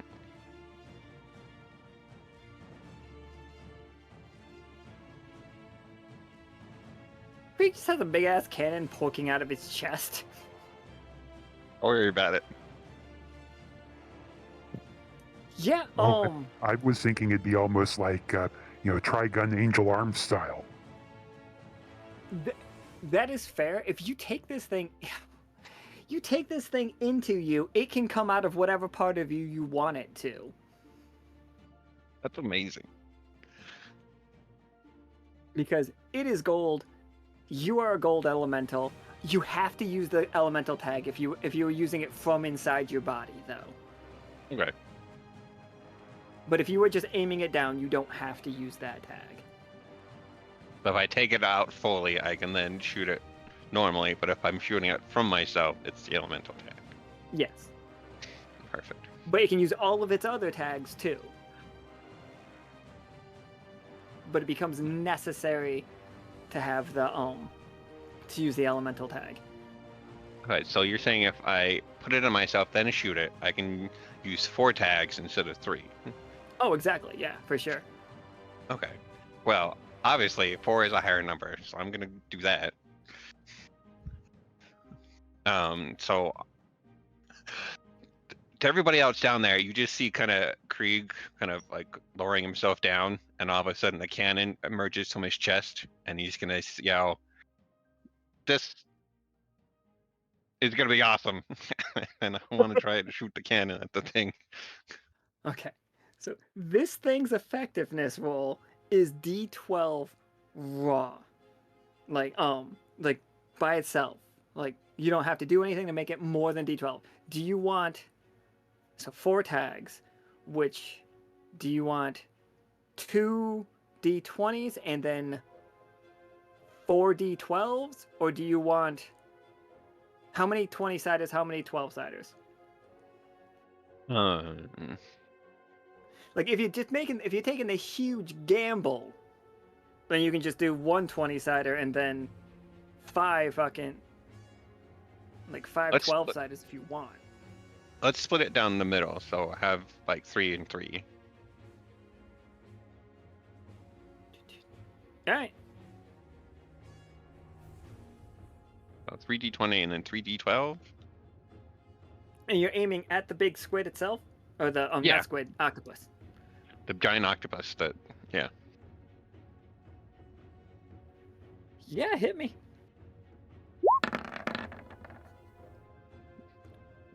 Oh, Jesus I mean, Christ, man. That's I mean, Low D20s. clap. Like, in a row. No- I was going to say, you don't even need to roll that, because if you roll a 20 on attack, all of your effective dice are max. oh man. I think the thing's head is about to have a hole. Yeah, absolutely. You blew the thing, like, completely apart. It only had 50 HP. Wait, no, you didn't do 50. You only did 36. And Yeah. No one else has done damage, so they've just done disabilities. But now for the destructive.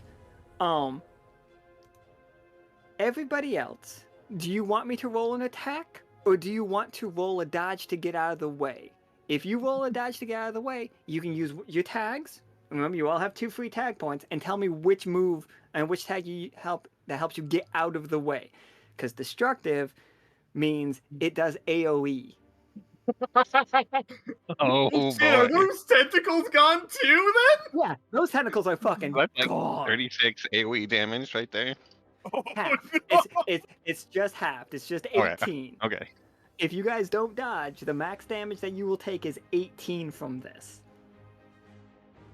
I'll use And the I would- one and use rogue to die. I I would apologize say for the nothing. 20 in the future makes it prevent that damage, but Krieg didn't know what this cannon did when he fired it. That's great. Oh. Yeah. So Patagon will be using Hellish to do a penguin slide, kind of like down the rubble and away from the impending explosion. Yeah, Nichol is going to use Elementalist to help create a bit of an ice wall to help deflect the worst of it. And then Rogue to find a good place to hide to try to absorb the remnant. right, yeah, absolutely. Everybody except for Krieg, give me 2d20.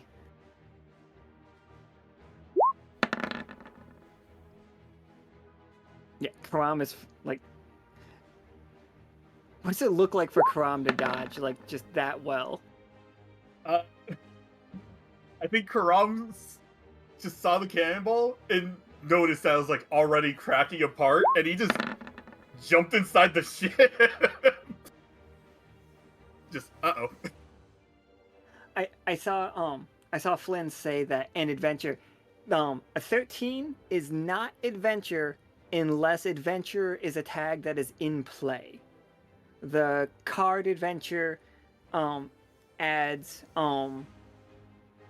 adds it to the tag, and also or if a character is cursed, like Clem is. Those are the only times 13 needs the tag that involves it.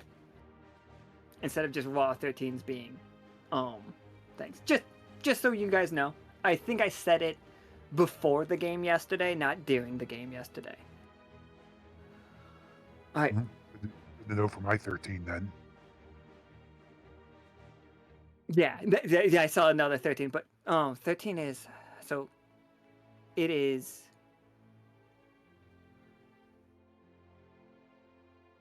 Patagon. Here's your no, Patagon and Nichol are both. Oh, so you guys just take half of the half, so you both take 9 damage from it. The ice, like that you put up, cracks, and like one of the wooden planks flies through and clocks you, Nichol, like right in the lower ribs. You got a little cut. It's not bad. You're not bleeding, tag bleeding. You probably got a little bit of blood.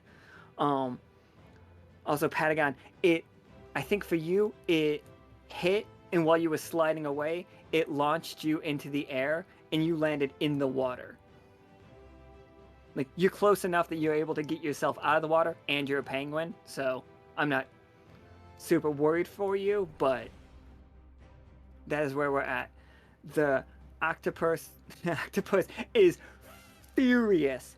It doesn't have tentacles to like use on you guys right now because the rest of them are holding itself to the ship.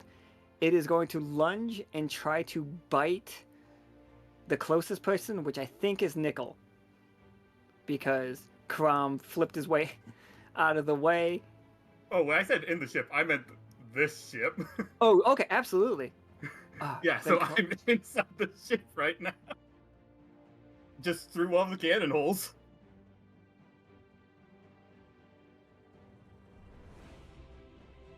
Oh, then yeah. So it doesn't see you, Crom. As you get in there, there's a feeling of absolute crushing sadness. A betrayal happened here, and you can feel it. The ghostly tentacles are all over this room, and they don't match the thing out there. It is the feeling you're getting right now is the feeling a sailor would get when their ship is sinking. Like, they know there's nothing they could do to save it, or like when if you saw someone that you hadn't seen in a very long, if you learned that somebody you hadn't seen in a very long time, but at one point in time considered them your really good friend, but you learned that they were dead, like you learned that they passed away. That is the feeling that you have, that you've just been told someone you loved, someone you respect, someone you like thought that you would see again one day, you learn that they are dead. That is the feeling. That, and like not only that, but you learned that you feel they were not just dead, but murdered, betrayed. That, and you don't know why you feel it, but it's there. And while that's happening, this monster is going to use its tags venomous, monstrous, and colossal. it is using 3 tags. 2 of them are for its d20s. 1 of them is for its effectiveness. It is attacking you, Nichol. It comes. Oof. That was a close 20, though. Yeah, that was. Oh shit! It was a 14. It wasn't a 20. I thought it was a 20. My That bad. was Hey, let me- close. I'm gonna move the Nika's screen so everybody can see this. That was a very clinching moment for a second. Yeah. I would just like to state to everybody down there, I did not know that would happen. I'm sorry, I accidentally unclicked it. It was sitting on the line between 14 and 20, but when I clicked the screen, it went away. My bad. So here is its attack on you. It deals if either of these are a 10 or above from these two 12-siders, it's gonna hit you with you get the tag poisoned.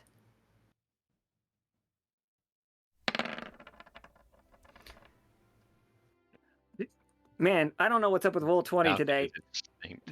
That 2 is actually a 7, everybody.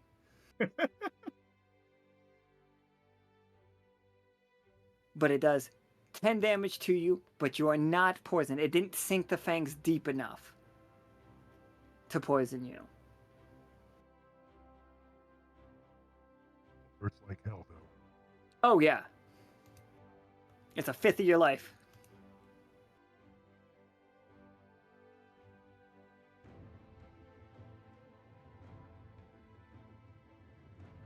Alright, so this would probably be yeah. If we're doing it in order, Caram, it's up. You get to go. It's still outside the window. You can see its bulbous head. You also see some of its tentacles inside there, as it is. Have you guys ever seen an octopus use something as a shell? That is what this octopus is doing with this ship. I want to do something that's. I'm gonna use reckless. I think after biting, it starts bringing its head back, and I want to try to kick it in the beak. Yeah. Give me 2. Give me 2d20. Take the lowest. Yep. 8. 8. All right. So tough choice. You can kick it right in that beak. Mhm. Full damage. I'll give you 8 damage for that. But it's gonna bite you for 12. Mhm. And poison you. Mhm. That's you being reckless twice and getting poisoned for it, for the record. Yep. I'm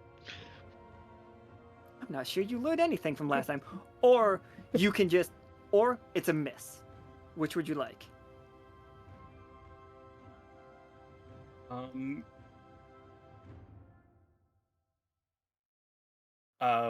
When I go for the hit, 2 I miss.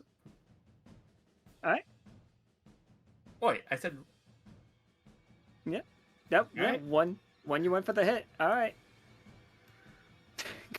Is this constantly being eaten by poisonous, by venomous monsters? Crumb, what did the attack look like? Was it like a flying dragon kick?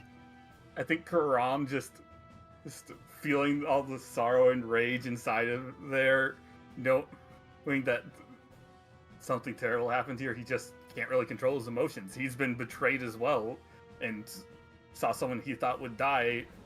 Well, yes, he found Bo alive. He's felt it before, and he's just grabbing the edge of the ship, launching himself out and kicking it right in its beak. Absolutely. And you crack its beak. This thing, you hit it for 8. You hit it for 36, so that's 44.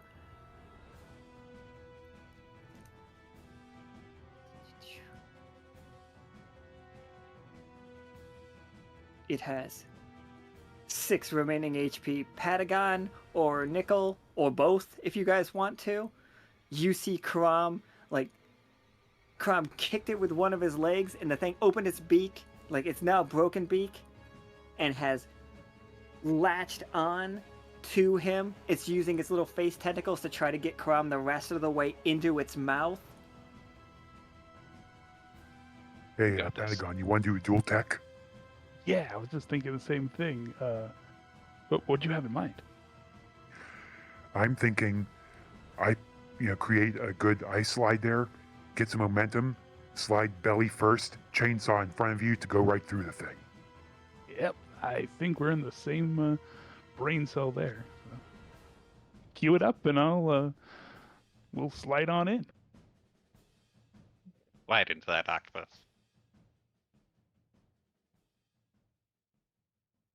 Absolutely, I love it. So I will activate Hellish and Slashing, I think, for that. And I'll activate Elementalist. All right, so who is leading it? Oh, actually, I think this is Nichol for accuracy, Patagon for effectiveness. Okay. All right Uh, then. Oh, What? Officer. I'm going to use Officer to ignore that officer! one. Fuck yeah! I No. forgot you guys. I forgot for a second you guys are officers. So for that you don't need to reroll. Like it makes officer tag makes the 1 become a 2, and since 2s are not precious, we take that 18. Well played. Yep, and I think what makes it the officer tag is that Nichol is doing it there, and it's the ice is on something that's. I think what happens there is the ice originally goes straight to the octopus, but then moves, smashes it. So, just in a moment of desperation, he re-ices it up to just make sure there's enough leeway there so it can launch Patagon right where he needs to go.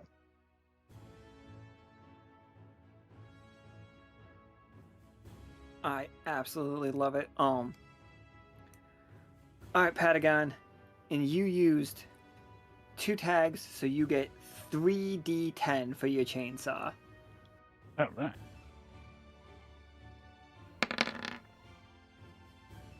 You did 13. I like it. Nice. So, You did so yeah, 13 with a hellish roll. Yeah, go for it. Tell me what it looks Yeah. like. so yep, he'll get a little bit of running start, and then just slide right on his belly, with chainsaw out front, and just launch off and aim right between the eyes, essentially. Rip and tear through that thing. Love it. Just like tearing this thing apart. Like, it lets go of Caram. Caram is still very much poisoned. You okay, Caram? I'll be fine. Do you want I some made help? good- By the end of the season, Caram is going to, Caram is not going to lose Reckless. He's just going to become immunized. Was it inoculated? Like, he can't be poisoned in the future. You'd think after his last escapade, you'd at least be carrying antivenom. Want some help, Caram? Yes, please. Okay. Can I, well, I'm gonna assume it's dead because of the Amazing Penguin Act. So I'm gonna go and see if I can't, well, first bring the cannon back inside, grab my chest full of loot, and then kind of scurry my way down there.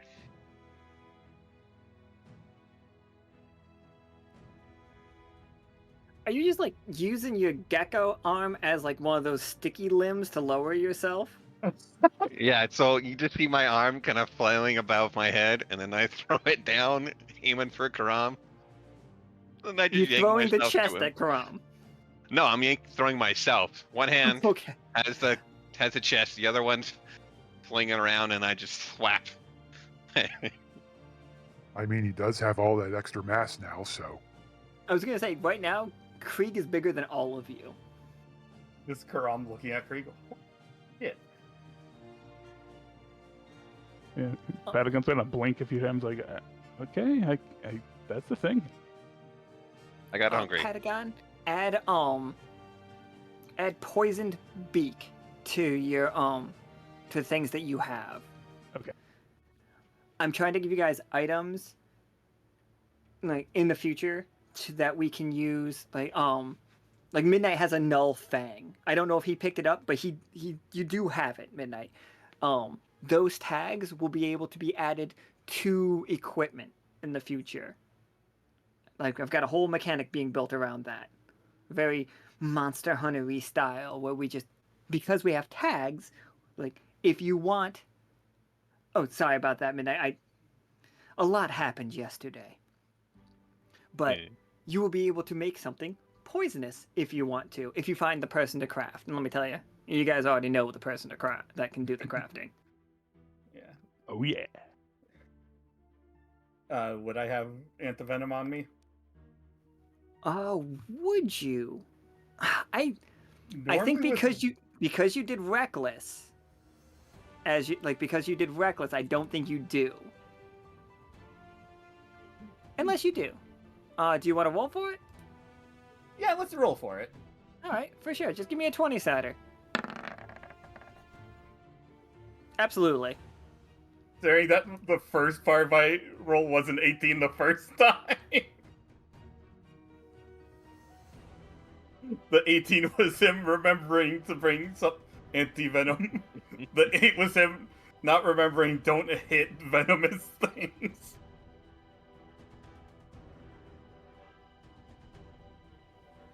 All right. And they're both times in the most venomous spot. Gonna hit it. Go Consistency. for the. Is this the ship we're looking for? It is most definitely the ship we're looking for. The real Did we question find is, the totem we were looking for too? That's what I was about to say. Yeah, we haven't gotten that far yet. We'll need to check in relatively fast. Do we know if it's seaworthy? Oh, how about I check on that while everyone else looks for the good. Reasonable. Alright. Can I grab some of the octopus for like I can sell as like sushi or what's that tentacle dish? Do I think the tentacles don't... Look, you could definitely grab the tentacles if you want to, like, cook them and stuff. I don't think the tentacles themselves have tags to add to things. I only wrote down that the beak has the tag, venomous. That's fine. But, yeah, if you want to eat it, by all means, go for it. Sure. Gemini's always wanting new ingredients, right? 1,000-year-old calamari. There you go. That's the word I want. I'd normally grab him to stop him, but I don't think that's good enough right now. No, just let him do. So I'm just kind of whistling, going about my day, grabbing some calamari for later. Oh, that's an even better takoyaki. I probably said that wrong, but Takoyaki. thank you. I can get Clem to make me some. This would be great. Let's move on. So, while getting on the ship? To look... Yeah, I'll go last, of course, but I'll get on there eventually. Yeah, Krieg's getting the octopus. Nichol's seeing if it's seaworthy, and I guess me and Patagon are looking for the totem. Yep. On the deck of the ship, you see just... The ship is definitely ancient, but is incredibly well made. But standing at the wheel is a skeleton from the pelvis up that is mostly humanoid, but it does not have legs, and you don't even see the remnants of legs. So whatever this creature was did not have bones in their legs. It is also very much missing its head.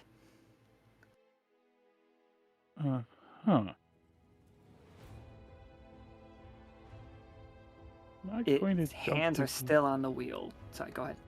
I'm not going to jump to conclusions, but that's a very unique positioning. The fact that it's standing at the helm. Is it like tied to the helm, or is it just kind of standing there?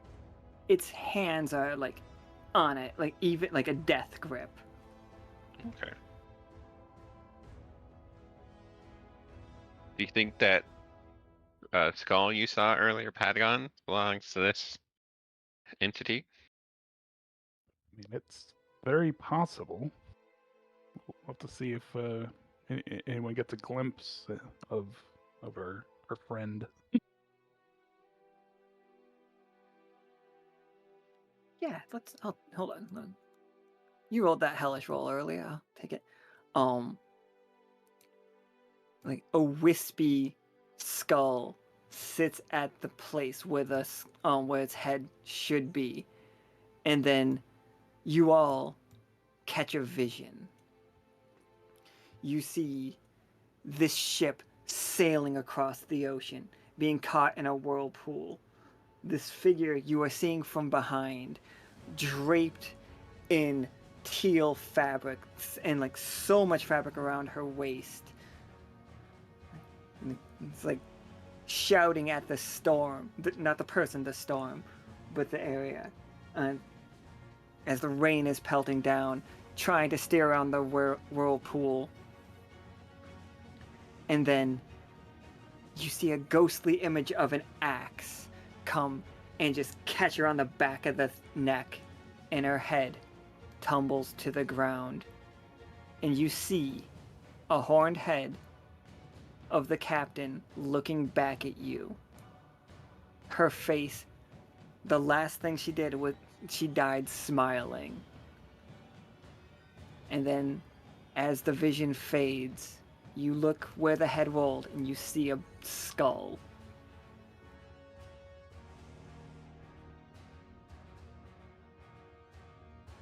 Huh. So they were taken from behind. Is that the skull that we're after? That is the skull you're after, yes. I guess Caram will go and pick it up.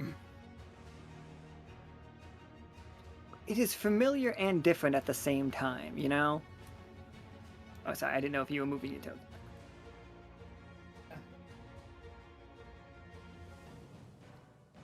There is sadness, but acceptance in this. The skull. The feeling of betrayal that you were feeling was not coming from the skull, but the ship.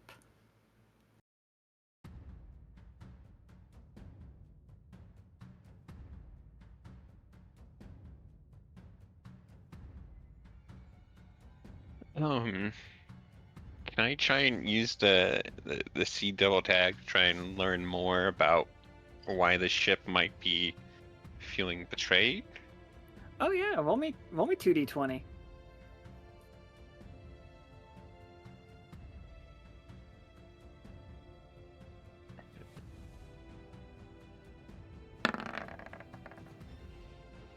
Partial success. That's okay. Tough choice actually, right? I'll raise it by 1. All right, yeah, for sure. You find the ship's log. You see the names Ento and the name Pim crossed off with little skull and crossbones next to them.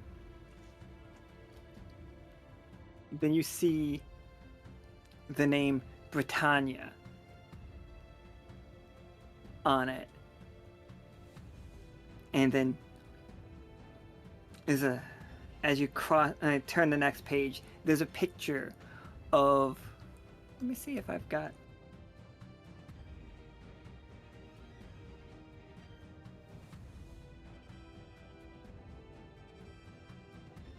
I don't have her token saved for some reason. Oh, you see Ento, and you see Pim fully pirate, like as pirate as you are right now, like wearing an outfit very similar. Well, not similar, but in the same vein. They have masks. They have the Eastern influence that's going on. And then you see another person that we have definitely seen before in Liminal. She has blue skin, dreads for hair. She's a reptilian-esque person, and she is holding a large, broad axe.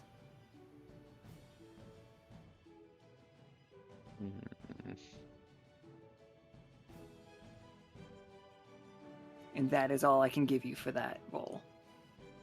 Well, I'd like to take this and bring it back up. You know, share my findings with the rest of the party here.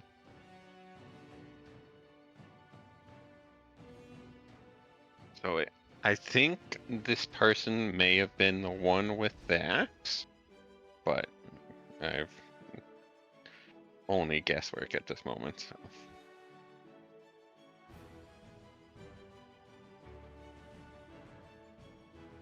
Nichol, did you find out if this was seaworthy? That's a very good question. Nichol has been looking over it, seeing, any sort of serious damage below the water level, any other bits which would cause it to list too dangerously, where it would capsize, all that sort of thing, and obviously using the pilot tag to assist with this process. Oh, for sure, yeah. Go ahead and give me 2d20. And this isn't for if you figure out whether it is or not. This is telling us whether it is or not. Yeah. You could just sail this right out here. Right out. Holy shit. If there was only there was a hole in the wall in front of you. Oh, well, Oh, also add an experience to Pilot. Also, Krieg, add an experience to Rich. I was gonna ask, Krieg quite literally rolled a 20 on all of his tags this game so far. I have been doing well. Do you want me to add a 1 to everything, or just one of them? I did say that, yeah. You could get one experience in whichever tag that you roll a 20 in. So, yes. You get one experience for each of your tags. Jesus Christ. nice. He's lucky. No fucking kidding. I'll be fine. You rolled a 20 for your flaw. Let's see. Go back to the top. Because you looked through your thing to try to find more money. No, wait, no, that wasn't. You rolled. Was it a 20?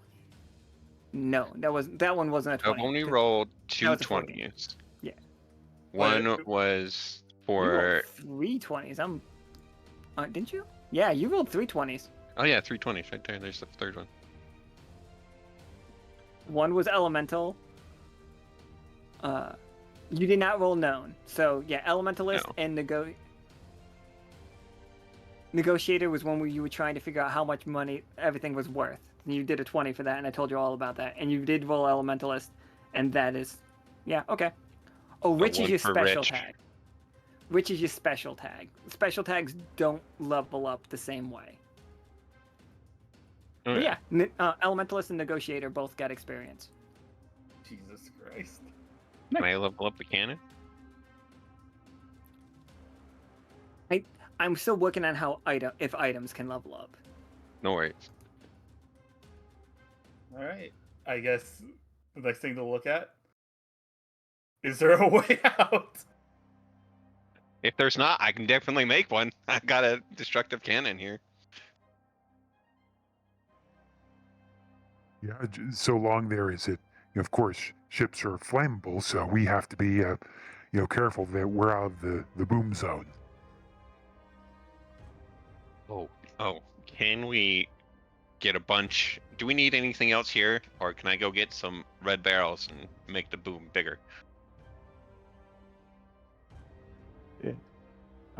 With that, I think probably one can use the Sea Devil and the Hellish tag combination to kind of reach out and see if there's a way to, similar to what we did with the sub earlier, to find the way in to help, pinpoint a weak spot on the way out.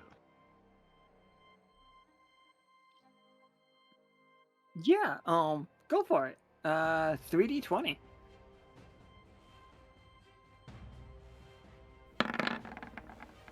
There we go. Yeah. I love it. Yeah. Hellish gets and gets an experience from Patagon.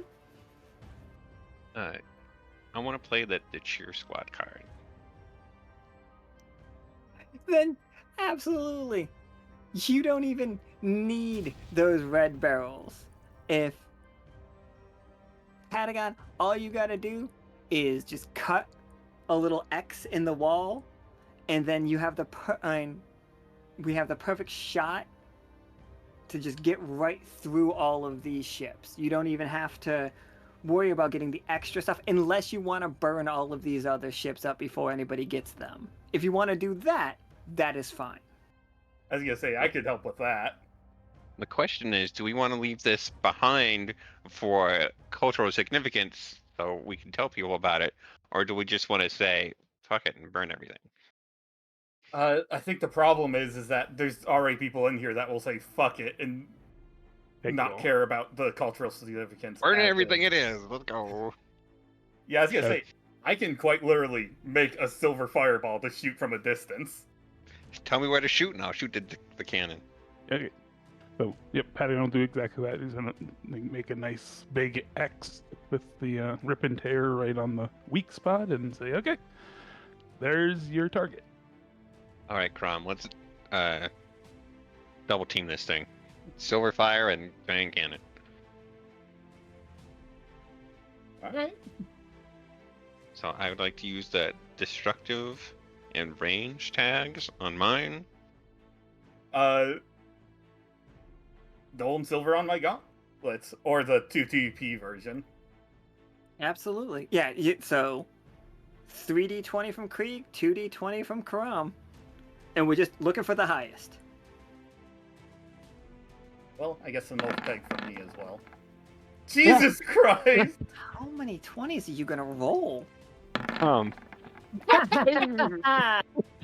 Plus, he's I hate unlucky. this fucking tag! Okay. You have All right. you have multiple officers here. Yeah, I was gonna say I'll use my officer tag to just negate that because I set it up. So Patagon will like see that they're not quite on target and go over there and like nudge them a bit more. Like no, not quite there. Right there. Can I level up my greedy flaw, make that more stronger? For the 20s, it has to be a tag that we used.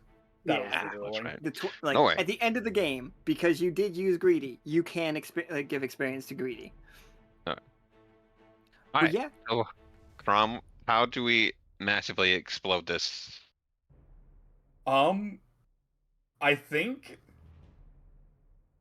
I think you pull it out completely this time, just to get better aim, and because you know I'm using null.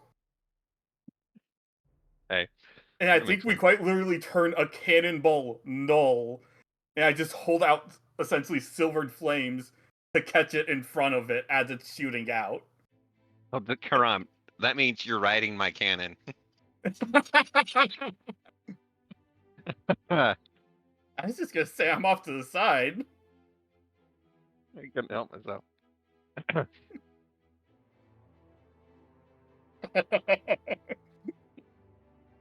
Okay, let's Let's blow this explode. joint. I wasn't sure. This was not my original plans for this game, but I love how this game came out. So we did not commission the captain's ship yet, but we will. We'll make it a token for the future.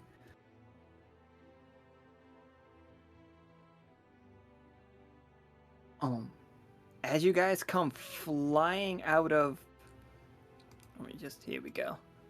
I'm moving the tokens. Here we go.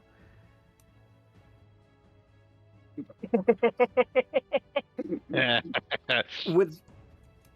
With a pile of that many ships, when we know ships are flammable, We explode all the time.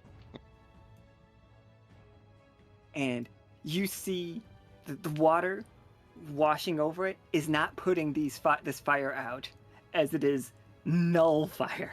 Like, it is Yeah. fire that cannot be put out. Oh no! It has to That- burn out. The lithium fires and stuff. But yeah, right? Oh, those are cool looking. Dangerous, but cool looking. All right. So, okay. 1 second. We're not supposed to let anyone know we're here, right? That was the whole idea.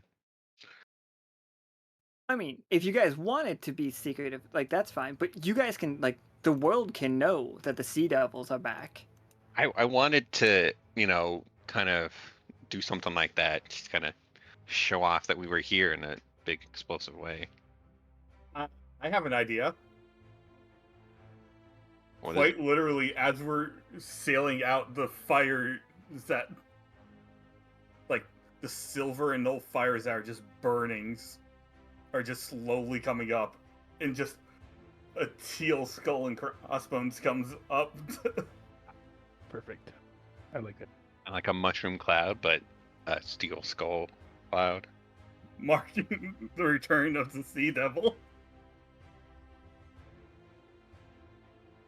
And I think this entire side would be able to see something like that. Can I? Oh, go ahead. Can I use my known tag to You certainly can. make this even bigger? Go ahead, Oh. and you roll Can I use the 2d20. Sea Devil as well? I was gonna say, Use I it. want to Sure. use I'll- the Sea Just Devil. use all up of all you. my TP. It'll come back later. Just use it all. Sea Devil known. All of, like, Nichol can do Sea Devil known. Patagon Yep. can do Sea Devil known. Yeah. Wait, Rom does is that the only mean one I that one can't do without known. known. Do I get known twice then? Since I got it inherently. No, Sea Devil is like Sea Devil stuff. Oh. Patagon has it inherently as well, and Nichol has it because he drew his sword. Okay. Oh, cool. So everyone but Caram rolls 3d20. Yeah, everyone but Caram rolls 3d20, where Caram rolls 2d20. Ready? Right.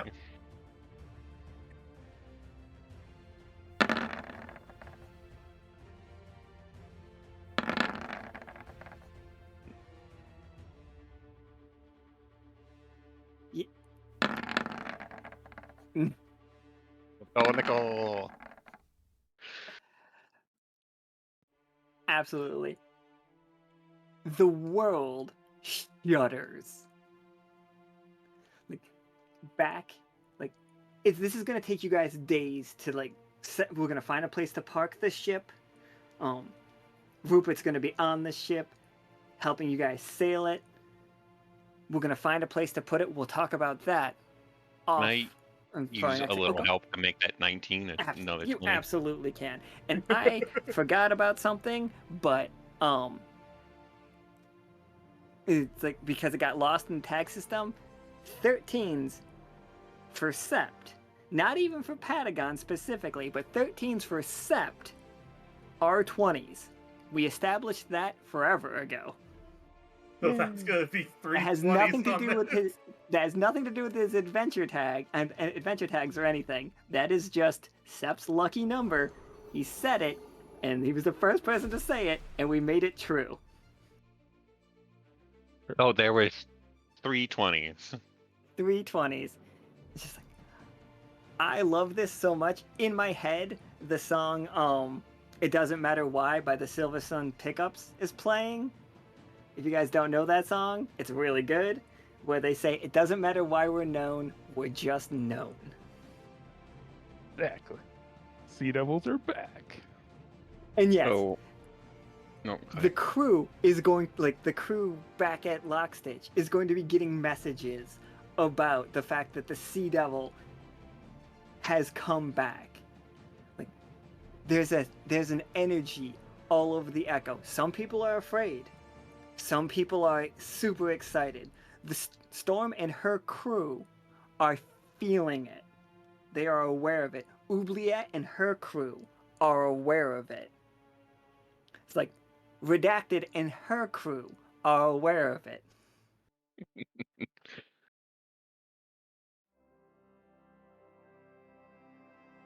And the alchemists are scared. Damn right. As they should be. And with that, that is going to be the end of our first Sea Devil main character game. This is the energy, people. This. I love it. So excited.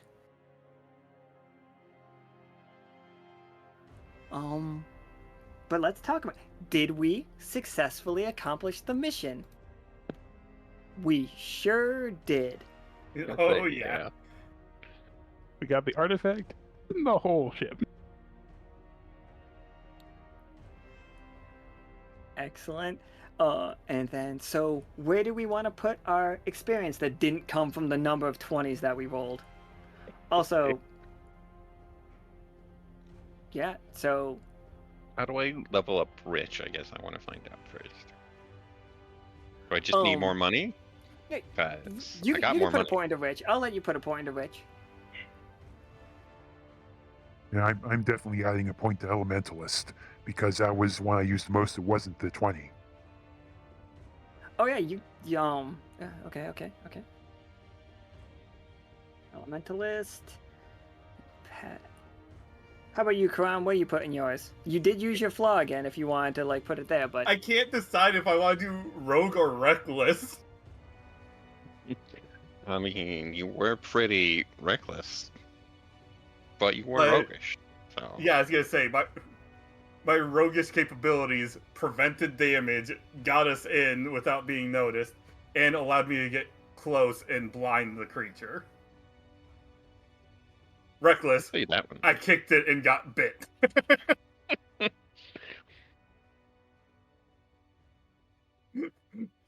Again. Well, didn't get bit a second time, got poisoned for it again.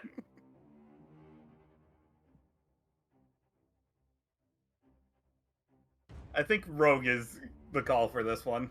absolutely. All right. Can you? I don't know how to change this file that Nika has. Can you guys put what you're leveling up in the roll 20 thing for me, just so I figure out how to do that? Yeah, just in Yeah, just go ahead and write it. workshop or general. The roll Oh, 20 over here. itself. Yeah. No, you're good. That way I can't lose it, because it can get buried anywhere else. Here, nobody's typing. Nice. Oh yeah, what's Patagon doing? I think you can put multiple in, right? Because I got the 1 XP for the hellish 20, so Yeah, then your hellish shit just happened for sure.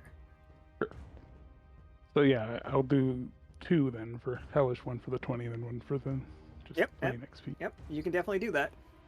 and then the celebrity for the known 20. So perfect. You guys rolled so many 20s. No, I'll just put 1 in everything except for known. So I'm gonna use my point for Rich. That wasn't that 20. You guys did so great. This game is so great. Thank you all so very much for playing. That was a fucking riot. We're gonna talk behind scenes, not immediately because I've gotta get ready for the next game, but very soon we will have conversations. You guys will each be in your other games this month, that are not this. In those ones, it's just like you can be a little coy about it if you want to, but we gotta keep the fact that you are the Sea Devils crew under wraps for at least now. Yeah. But Nika really outdid herself with this artwork. I think we Oh, all can outdid. accept that. It's fucking Oh, amazing. This amazing. is so cool. It's great. Love it. Oh, yeah.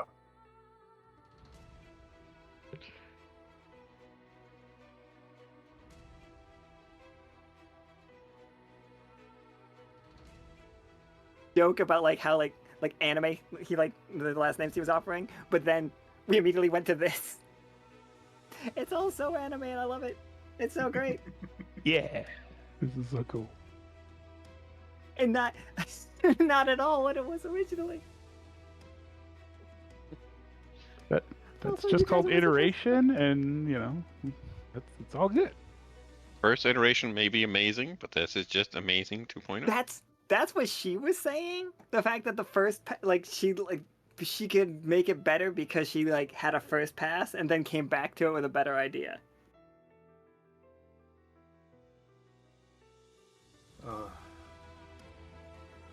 You guys are great. You played this game great. Thank you so much. I am gonna go to the bathroom and then get set up for the next game. The next game starts in an hour, everybody. So wish us luck. You guys fucking killed it.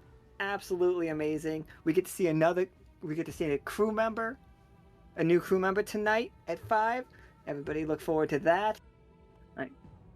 We don't know, you guys don't know who they are, but you guys know who's playing, I think. But anyway, for now, I'm gonna say goodbye forever for literally 67 minutes.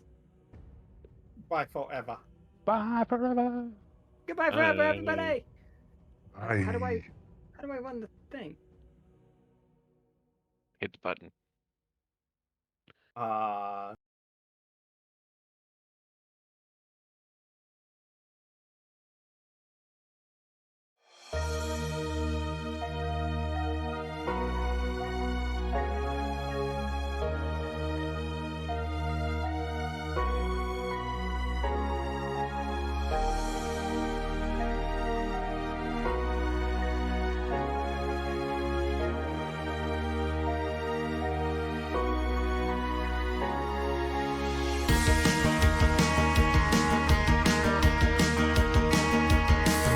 Through tangled paths and mysteries, working side by side, we weave a shot when none to be, sailing day and night. Luminaries chase the truth through boundless wisdom keen. Through tests and trials, they'll guide the crew to sights yet to be seen. Raise the banner, let it fly. United we stand tall. Our spirit bold and our courage bright to answer echo's call. Adventure waits for nobody, so rally up the crew. Sailing towards our destiny, we know just what to do.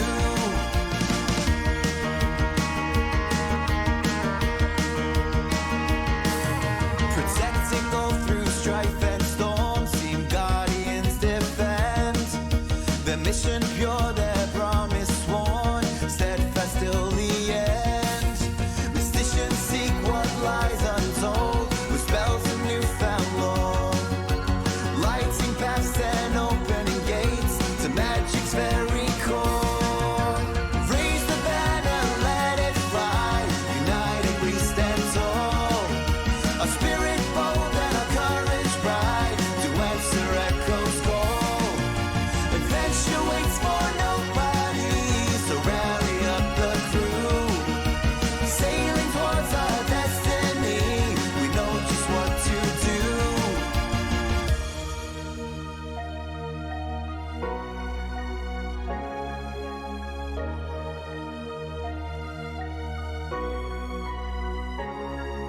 Spirits wake, hearts will grow. Lockstitch's name, the world will know. Spirits wake, hearts will grow. Lockstitch's name, the world will know. Spirits wake, hearts will grow. Lockstitch's name, the world will know. Spirits wake, hearts will grow. Lockstitch's name, the world will know.